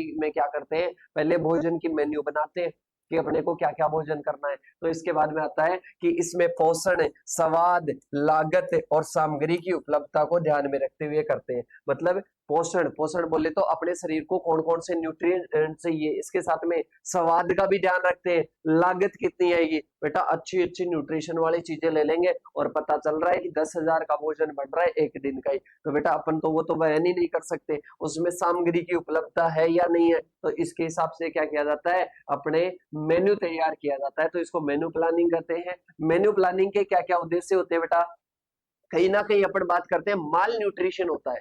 माल न्यूट्रिशन क्या होता है, माल न्यूट्रिशन होता है कुपोषण के शिकार हो रहे हैं। विकासशील देशों में सर्वाधिक होता है, मतलब कहीं ना कहीं क्या नहीं होता है, इसमें कहीं ना कहीं पोषण नहीं मिल पाता है, जैसे प्रोटीन नहीं मिल पाती है, कार्बोहाइड्रेट, विटामिन, मिनरल्स ये नहीं मिल पाते, इनकी कमी से क्या हो जाते हैं, जैसे कि अपन बात करते हैं जो थायराइड में सूजन वगैरह आ जाती है, किसकी कमी से, आयोडीन की कमी से। इसके साथ में ही मैंने बताया विटामिन की कमी से कई रोग बताए, इसके साथ में ही मिनरल्स की कमी से कई रोग बताए। तो इसी प्रकार से बात करते हैं, संतुलित आहार देते हैं तो पोषण की आवश्यकताएं पूरी हो जाती है, मतलब सारे न्यूट्रिशन अपनी बॉडी को मिल जाते हैं। इसके साथ में ही ग्राहकों की पसंद और स्वाद को पूरा किया जाता है इसमें। और इसके साथ में ये बात करते हैं, भोजन में विविधता बनाए रखने के लिए क्या होती है, निरस्ता नहीं हो। अब बेटा भोजन में हर प्रकार का फूड होना चाहिए, उससे अपने को क्या मिले, वसा भी मिले, उससे अपने को प्रोटीन भी मिले, उससे अपने को कहीं ना कहीं खनिज पदार्थ भी मिले, तो वो सारी चीजें होनी चाहिए। इसके बाद में आती है खाद्य लागत को नियंत्रित करना और व्यर्थता को कम करना। मतलब अपन मेन्यू तैयार करते हैं कि अपनी लागत कितनी आ रही है, वो अपन पहले प्लान तैयार कर लेते हैं, तो वो क्या हो जाता है, वो कहीं ना कहीं पहले लागत को नियंत्रित करने के लिए मेन्यू प्लानिंग कर लेते हैं। इसके बाद में आता है बेटा सहज और प्रभावी भोजन को तैयारी सुनिश्चित करना। मतलब इसमें क्या होता है बेटा, प्रभावी जो कि अपने शरीर की ग्रोथ में कहीं ना कहीं क्या हो, इंपॉर्टेंट हो, ऐसा भोजन अपन क्या कर लेते हैं, ऐसे भोजन का मेन्यू तैयार कर लेते हैं। इसके बाद में आता है खाद्य पोषण के कहीं ना कहीं पोषण मूल्य को बनाए रखने के लिए, और इसके साथ में ही मौसम सामग्री उपलब्ध करना। बेटा हमेशा एक चीज का ध्यान रखना चाहिए, जैसा मौसम चल रहा है, जैसे नेचुरल फल और सब्जियां आ रही है, वो अपने को जरूर क्या करना चाहिए, कंज्यूम करना चाहिए। तो ये क्या हो जाएगा बेटा, ये कहीं ना कहीं अपने सारे हो जाएंगे मेन्यू प्लानिंग के इंपॉर्टेंट हो जाएंगे। इसके बाद में आते हैं factor affecting the menu planning. Menu planning को कौन कौन से कारक प्रभावित करते हैं, मेन्यू प्लानिंग को कौन कौन से कारक प्रभावित करते हैं, तो बेटा ग्राहकों की पसंद और जो कल्चरल फैक्टर्स होते हैं वो कहीं ना कहीं प्रभावित करते हैं कि मैं तो ये नहीं खाऊंगा, मैं तो अंडा नहीं खाऊंगा, ठीक है, मैं तो मांसाहारी नहीं हूँ, मैं तो शाकाहारी हूँ, मेरे को तो ये सब्जी नहीं खानी, मेरे को तो वो नहीं खाना। तो बेटा ये क्या करते हैं, प्रभावित करते हैं। इसके बाद में आता है विभिन्न उम्र और स्वास्थ्य समूहों की पोषण आवश्यकताएं। मतलब उम्र के अनुसार भी क्या होता है, मेन्यू चेंज होता है, मतलब कहीं ना कहीं आहार की आवश्यकताएं क्या होती है, चेंज होती है। इसके साथ में बजट और लागत, मतलब अपने पास में बजट कितना है, उस बजट के हिसाब से भी क्या होता है बेटा, उस बजट के हिसाब से भी कहीं ना कहीं क्या होता है कि सर बजट के हिसाब से अपने क्या होता है, अलग अलग होता है। इसके साथ में ही बात करते हैं अवेलेबिलिटी ऑफ इंग्रेडिएंट, मतलब अपने पास में क्या क्या चीजें अवेलेबल है, सारी चीजें अवेलेबल तो है मेन्यू प्लानिंग वाली, तो वो भी क्या करती है, प्रभावित करती है। रसोई के उपकरण है या नहीं है, भोजन तैयारी के लिए उपलब्ध समय है या नहीं है, खाद्य सेवा का प्रकार या संस्था का प्रकार, स्वास्थ्य और सुरक्षा के नियम, ये सारे क्या करते हैं बेटा, प्रभावित करते हैं। ये सारे क्या करते हैं, प्रभावित करते हैं। इसके बाद में अपने आती है बेटा डेफिनेशन। क्या आती है, डेफिनेशन आती है नेक्स्ट पेपर की। कुपोषण की डेफिनेशन की अपन क्या कर चुके हैं, बात कर चुके हैं। पार्टिकल डेंसिटी की बात कर लेते हैं कि कणों का घनत्व है उस ठोस पदार्थ का द्रव्यमान होता है जो कि कणों के बीच में क्या होते हैं, छिद्र या स्थान को छोड़कर प्रति इकाई आयतन होता है, तो इसको पार्टिकल डेंसिटी कहते हैं। मतलब कणों या छिद्र को छोड़कर जो बाकी का आयतन होता है उसको अपनी क्या बोलते हैं, पार्टिकल डेंसिटी कहते हैं। और इसके साथ में ही बात करते हैं बैलेंस्ड डाइट है, मतलब संतुलित आहार वह होता है जिसमें क्या होते हैं, सारे पोषक तत्व अवेलेबल होते हैं, जो अपने बॉडी को चाहिए वो सारे पोषक तत्व होते हैं, तो उसको बैलेंस डाइट कहते हैं। कि संतुलित आहार वह होता है जो शरीर के स्वास्थ्य और कार्यों के लिए आवश्यक सभी पोषक तत्व सही अनुपात में देते हैं, तो उसको बैलेंस्ड डाइट कहते हैं। क्या कहते हैं बेटा, बैलेंस्ड डाइट कहते हैं। इसके बाद में बात करते हैं फोर्टिफाइड फूड की, अपन बात कर चुके हैं। कैरामलाइजेशन भी क्या होता है बेटा, ये कहीं ना कहीं अपन बात करते हैं मेलार्ड रिएक्शन की तरह होता है, जो कि कहीं ना कहीं ब्राउनिंग के लिए क्या होता है, जिम्मेदार होता है। ब्राउनिंग के लिए क्या होता है, जिम्मेदार होता है, भूरा रंग आ जाता है इससे। कैरामेलाइजेशन एक प्रक्रिया है जिसमें शर्करा को गर्म करके पिघलाया जाता है और फिर शर्करा का जो कलर है, जो रंग है, वो अचानक क्या हो जाता है, वो अचानक बेटा भूरा रंग हो जाता है, वो अचानक क्या हो जाता है, भूरा रंग हो जाता है, तो इसको कैरामेलाइजेशन कहते हैं। इसके बाद में आता है अंतर। अंतर में बात करते हैं मोनोसेकेराइड और ओलिगोसेकेराइड। पहले अपन ने किस में देखा था, मोनोसेकेराइड में और पॉलीसेकेराइड में देखा था, सॉरी मोनोसेकेराइड में और डाइसेकेराइड में देखा था। ये अपने ओलिगोसेकेराइड आती है। इसमें क्या होते हैं बेटा, शर्करा के सरल अणु होते हैं। इसमें मोनोसेकेराइड, उसमें 2 थी डाइसेकेराइड में, इसमें क्या होती है 2 से कहीं ना कहीं 10 मोनोसेकेराइड की इकाइयां होती है। ग्लूकोज, फ्रुक्टोज, गैलेक्टोज एग्जाम्पल आ जाएगा, सुक्रोज, लैक्टोज, माल्टोज हो जाएगा। इसके साथ में स्वाद में मीठे होते हैं, ये मीठे या बेस्वाद हो सकते हैं। ये सबसे छोटे होते हैं, ये कहीं ना कहीं मोनोसेकेराइड से क्या होते हैं, बड़े होते हैं। ये छोटे भागों में और डिवाइड नहीं होते, ये मोनोसेकेराइड में क्या हो जाते हैं, टूट जाते हैं, क्योंकि ये तो सरल से सरल है। इसके बाद में आती है फैट सोल्यूबल और इसके साथ में ही वाटर सोल्यूबल। मतलब अपने क्या होते हैं, कुछ विटामिन तो क्या होते हैं, वसा में घुलनशील होते हैं और कुछ विटामिन क्या होते हैं, जल में घुलनशील होते हैं। तो वसा में घुलनशील होने वाले कौन से होते हैं, ए डी ई के, विटामिन ए डी ई के हो जाएंगे। और विटामिन बी और विटामिन सी क्या हो जाएंगे, विटामिन बी और विटामिन सी हो जाएंगे जल में घुलनशील, क्या हो जाएंगे, जल में घुलनशील हो जाएंगे। ये कहीं ना कहीं लीवर और इसके साथ में ही किसमें होते हैं, लीवर और फैटी टिश्यू में क्या होते हैं, स्टोर होते हैं, ये संग्रहित नहीं होते हैं। मतलब अपन बात करते हैं मेन इंपॉर्टेंट चीज है बेटा, बहुत ज्यादा इंपॉर्टेंट है। अपन बात करते हैं ना कि सर जो अपन बात करते हैं, जो अपन नींबू की शिकंजी पीते हैं, क्या सर हम डेली पिए तो हमारा स्वास्थ्य बढ़िया हो जाएगा क्या, नहीं बेटा, वो कहीं ना कहीं आपके शरीर के लिए जरूरी होता है पर स्टोर नहीं होता है, वो आपको लगातार लेना पड़ेगा। एक बार ज्यादा लेने से कुछ भी फर्क नहीं पड़ेगा, क्योंकि वो तो बाहर निकालना है, वैसे भी बाहर निकालना है, स्टोर तो होगा ही नहीं। तो वो बार बार रेगुलरिटी से लेते रहो, ऐसे नहीं कि एक साथ बहुत ज्यादा ले लिया और फिर कहीं ना कहीं लिया ही नहीं। मतलब अपने को क्या करना है, कहीं ना कहीं अपने को बार बार लेना है बेटा, क्या करना है, बार बार लेना है, रेगुलरिटी के साथ में लेना है। तो ये अपने क्या हो जाएगा, ये अपने क्या हो जाएगा, वाटर सोल्यूबल हो जाएगा। ये कहीं ना कहीं संग्रह के कारण कम बार लेना पड़ता है अपने को, ये संग्रह नहीं होता है इसलिए रोजाना अपने को लेना पड़ता है। ये धीरे धीरे लक्षण प्रकट होते हैं, ये जल्दी होते हैं। इसके साथ में क्योंकि अपने को डेली लेना पड़ता है तो जल्दी से लक्षण प्रकट हो जाएंगे।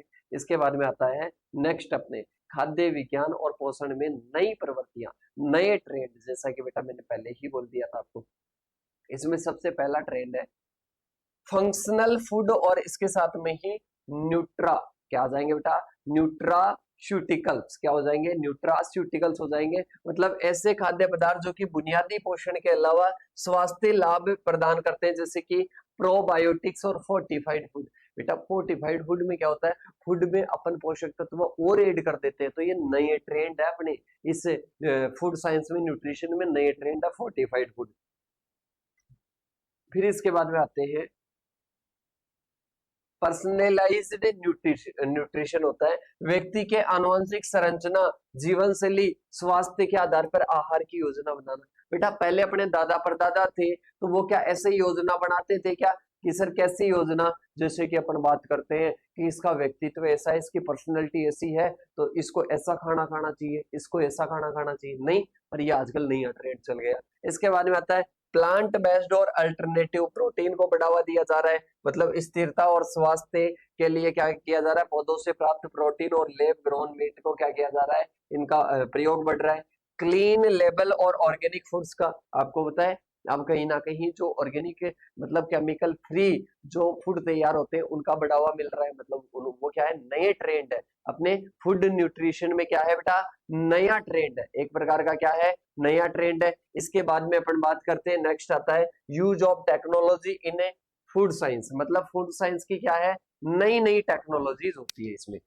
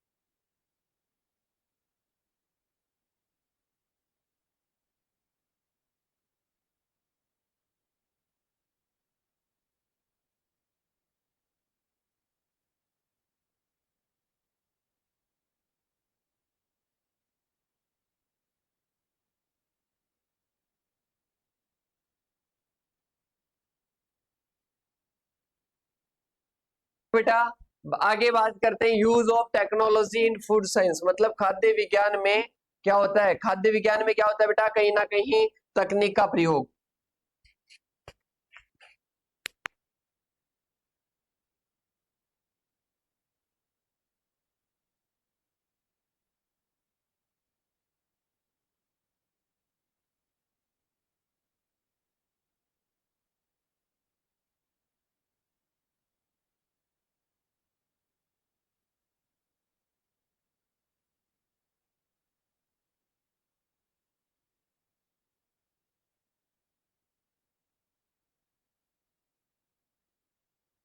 वो use of technology in food science, मतलब बात करते हैं अपन क्या करते हैं, नई नई अपन क्या कर रहे हैं, कहीं ना कहीं टेक्नोलॉजी प्रयोग कर रहे हैं, नैनो प्रौद्योगिकी, खाद्य सेंसर, स्मार्ट पैकिंग। तो बेटा ये कहीं ना कहीं क्या है, नए ट्रेंड है अपने खाद्य विज्ञान में, बात करें तो न्यूट्रिशन में, ठीक है, फूड साइंस एंड न्यूट्रिशन में। इसके बाद में बात करते हैं बेटा, नेक्स्ट अपने आता है कम तापमान के उपयोग के द्वारा, कम तापमान के उपयोग के द्वारा खाद्य जो खाद्य उत्पाद होते हैं, खाद्य उत्पाद होते हैं उनमें परीक्षण का वर्णन करना, परीक्षण की बात करते हैं, जैसे कि अपन बात करते हैं टेम्परेचर, मतलब लो टेम्परेचर से क्या अपने कहीं ना कहीं खाद्य जो उत्पाद होते हैं उनका क्या परीक्षण हो जाता है, वो क्या प्रिजर्वेटिव हो जाते हैं, वो क्या लंबे समय तक रह सकते हैं, बिल्कुल रह सकते हैं बेटा।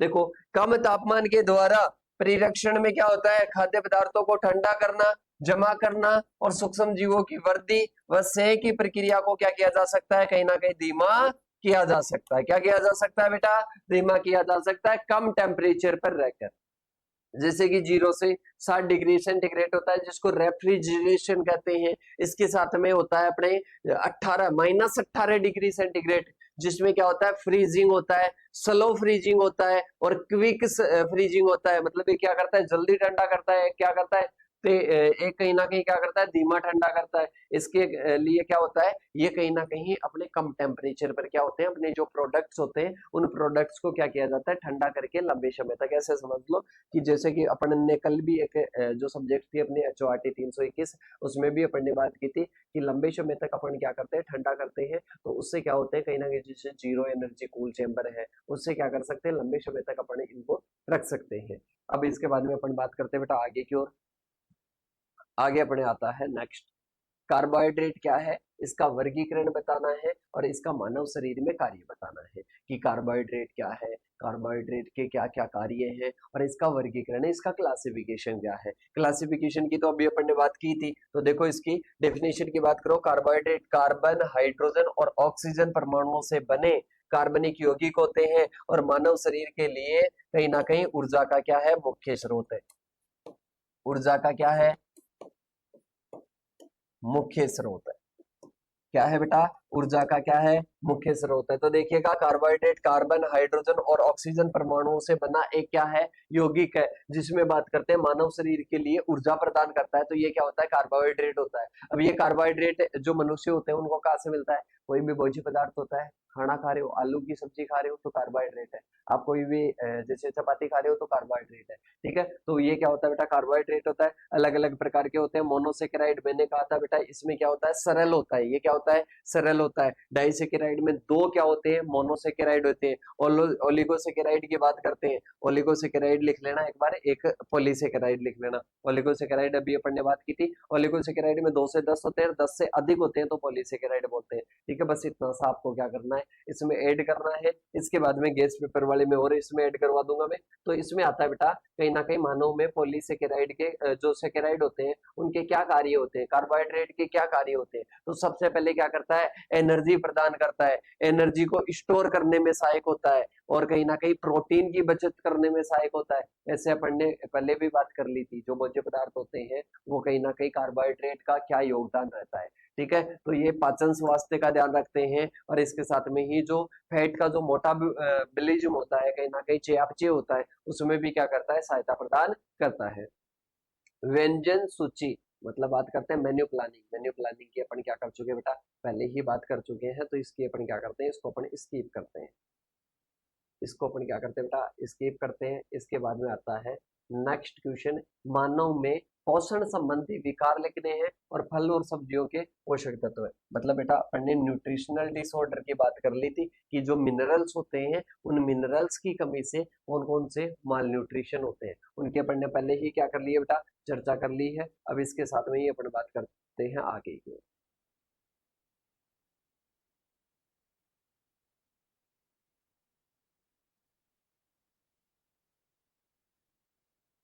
देखो पाश्चुरीकरण क्या है, इसके बारे में बात कर चुके हैं और जो प्रोसेसिंग जो अपने प्रोडक्ट हैं उनके खराब होने के कारण भी अपन बात कर चुके हैं। मतलब प्रोसेसिंग होने के बाद में भी खराब क्यों होते हैं, इसकी भी अपन क्या कर चुके हैं बेटा, पहले के पेपर में क्या हो चुका है, रिपीट हो चुका है ये क्वेश्चन।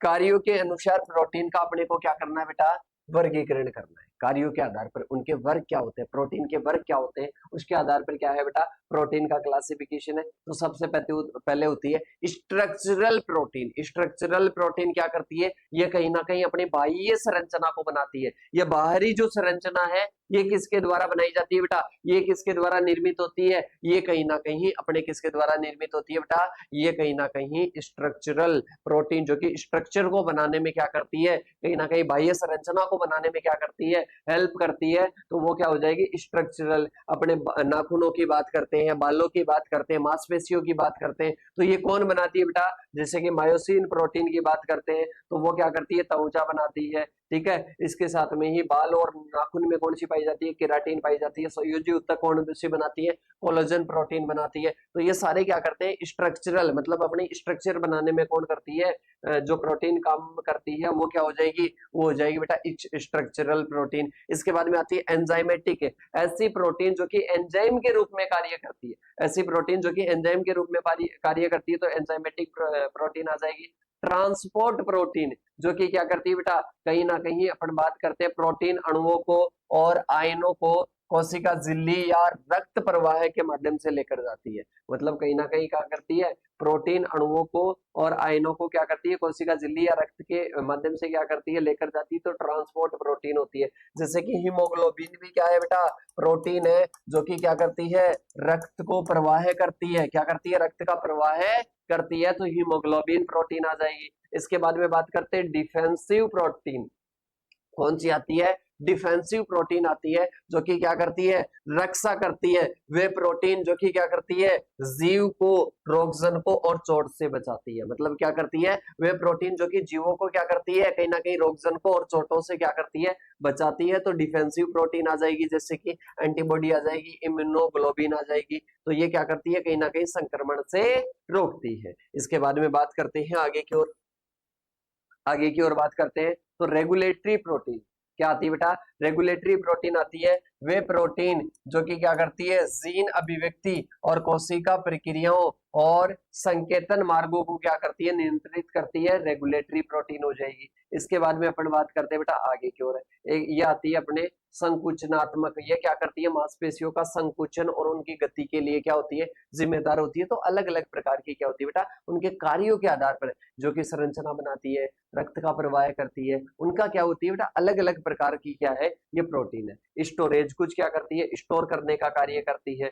तो ये क्या हो जाएगी, प्रोटीन के प्रकार हो जाएंगे। इसके बाद में भोजन के संवेदी गुण क्या है, और इंद्रियों के माध्यम से भोजन के संवेदी गुण मैंने बताया था, 5 इंद्रियां होती है। तो पांचों इंद्रियों के बारे में क्वेश्चन क्या हो चुका है बेटा, रिपीट हो चुका है। ठीक है, तो इसको अपन क्या करते हैं, स्किप करते हैं, क्योंकि पहले ही हो चुका है क्वेश्चन। इसके बाद में आता है बेटा नेक्स्ट, आरडीए।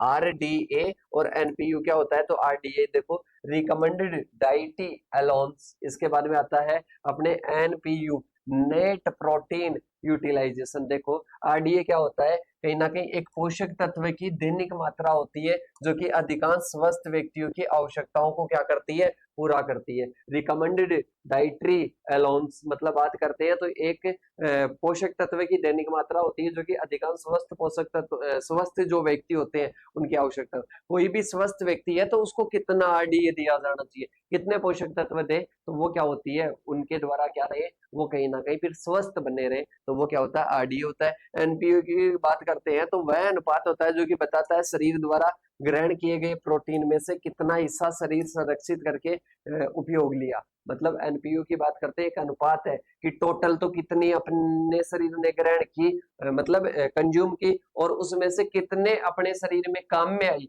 तो वो क्या होता है, एनपीयू होता है।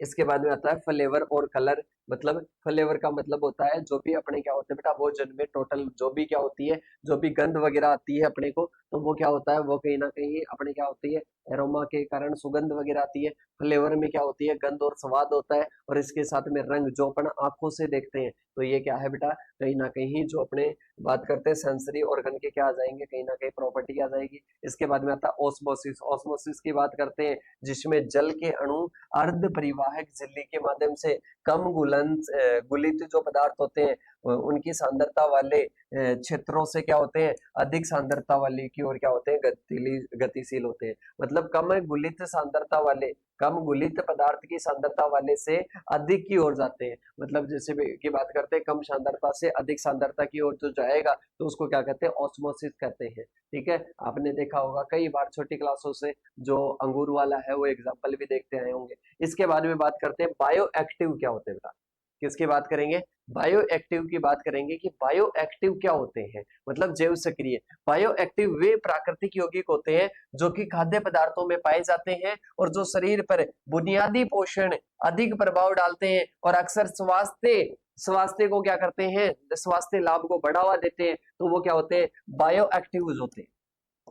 क्या होते हैं बेटा, बायो एक्टिव्स होते हैं। अरे क्या होते हैं बेटा, बायो एक्टिव्स होते हैं। इसके बाद में आता है माल न्यूट्रिशन। माल न्यूट्रिशन की डेफिनेशन हो चुकी है स्टरलाइजेशन, और इसके साथ में पास्चुराइजेशन की डेफिनेशन क्या हो चुकी है, इनमें जो अंतर है वो भी अपने कंप्लीट हो चुका है। ड्राइंग और डिहाइड्रेशन की बात कर चुके हैं, दोनों में अंतर। ड्राइंग क्या होता है, ड्राइंग का मतलब नेचुरल सूखना, और कृत्रिम सूखना भी होता है। ड्राई डिहाइड्रेशन से हमेशा क्या किया जाता है, निकाला जाता है कृत्रिम रूप से। दोनों में क्या किया जा चुका है, पर्सन भी आ चुका है पीछे, और इनके मेथड्स के बारे में भी पूछा जा चुका है। इसके बाद में है बैलेंस डाइट क्या है, दिन के लिए मेरी थाली में अवधारणा, दिन के लिए मेरी थाली जो अवधारणा है उसका प्रयोग करते हुए बताना है। बेटा बैलेंस डाइट क्या है, बैलेंस डाइट के बारे में बात कर चुके हैं, मेन्यू प्लानिंग के बारे में बात कर चुके हैं, तो वो वाली ही चीज इसमें क्या करनी है, आपको ऐड करनी है। इसके बाद में चलते हैं बेटा आगे की ओर। ये सेकंड भी वही रिलेटेड है अपने, कि भोजन खराब होने के क्या क्या कारण होते हैं, भोजन खराब होने के क्या क्या कारण होते हैं, तो वो अपन पहले ही बात कर चुके हैं। ठीक है। लास्ट में क्या आते हैं बेटा, बहुत सारे। इसमें अपने को बात करें तो कहीं ना कहीं कम रिपीट हुए हैं, पर इसके साथ में ही अपन बात करें रिपीटेड लास्ट वाले पेपरों में अपने को ज्यादा मिलते हैं, क्योंकि आपस में कहीं ना कहीं क्या होते हैं, रिलेट होते हैं। इसके बाद में बात करते हैं, कोई दो किण्वित अपने को बताना है, दो किण्वित पदार्थ अपने को बताना है और उनकी उत्पादन बताना है कैसे। जैसे कि अल्कोहल वगैरह किण्वित है, इसके साथ में दही वगैरह है, लैक्टिक किण्वन वगैरह, अल्कोहलिक किण्वन वगैरह, वो सारी चीजें अपन ने क्या कर ली थी बेटा, चर्चा कर ली थी। तो उसको अपन क्या करते हैं, स्किप करते हैं। और इसके बाद में अपन चलते हैं आगे की ओर। आगे आता है मानव शरीर में खनिजों की क्या भूमिका है, और आयरन और कैल्शियम, मतलब इनसे रिलेटेड अपन ने जो बात की थी कि इनसे कमी होती है, इनकी कमी का क्या महत्व होता है, इसके साथ में ही बात करते हैं। इनकी जो अधिकता होती है उससे कौन कौन से माल न्यूट्रिशन होते हैं, डिसऑर्डर होते हैं, उनकी भी अपन क्या कर चुके हैं बेटा, चर्चा कर चुके हैं। इसके बाद में अपन चलते हैं आगे की ओर।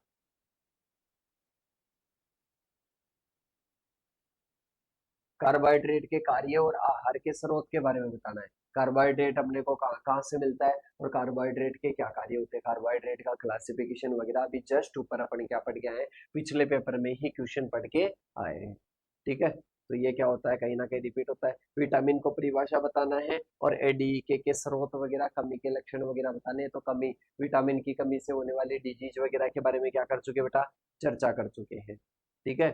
इसके बाद में आता है खाद्य प्रसंस्करण के सिद्धांत और तरीकों के, और इसके साथ में विकिरण तकनीक। अपन बात करते हैं, सबसे पहले क्या आता है बेटा, सिद्धांत। सिद्धांत की बात करते हैं, जो अपन पढ़ के आ रहे हैं ना कहीं खराब हो रहे हैं, उनसे रिलेटेड आएंगे।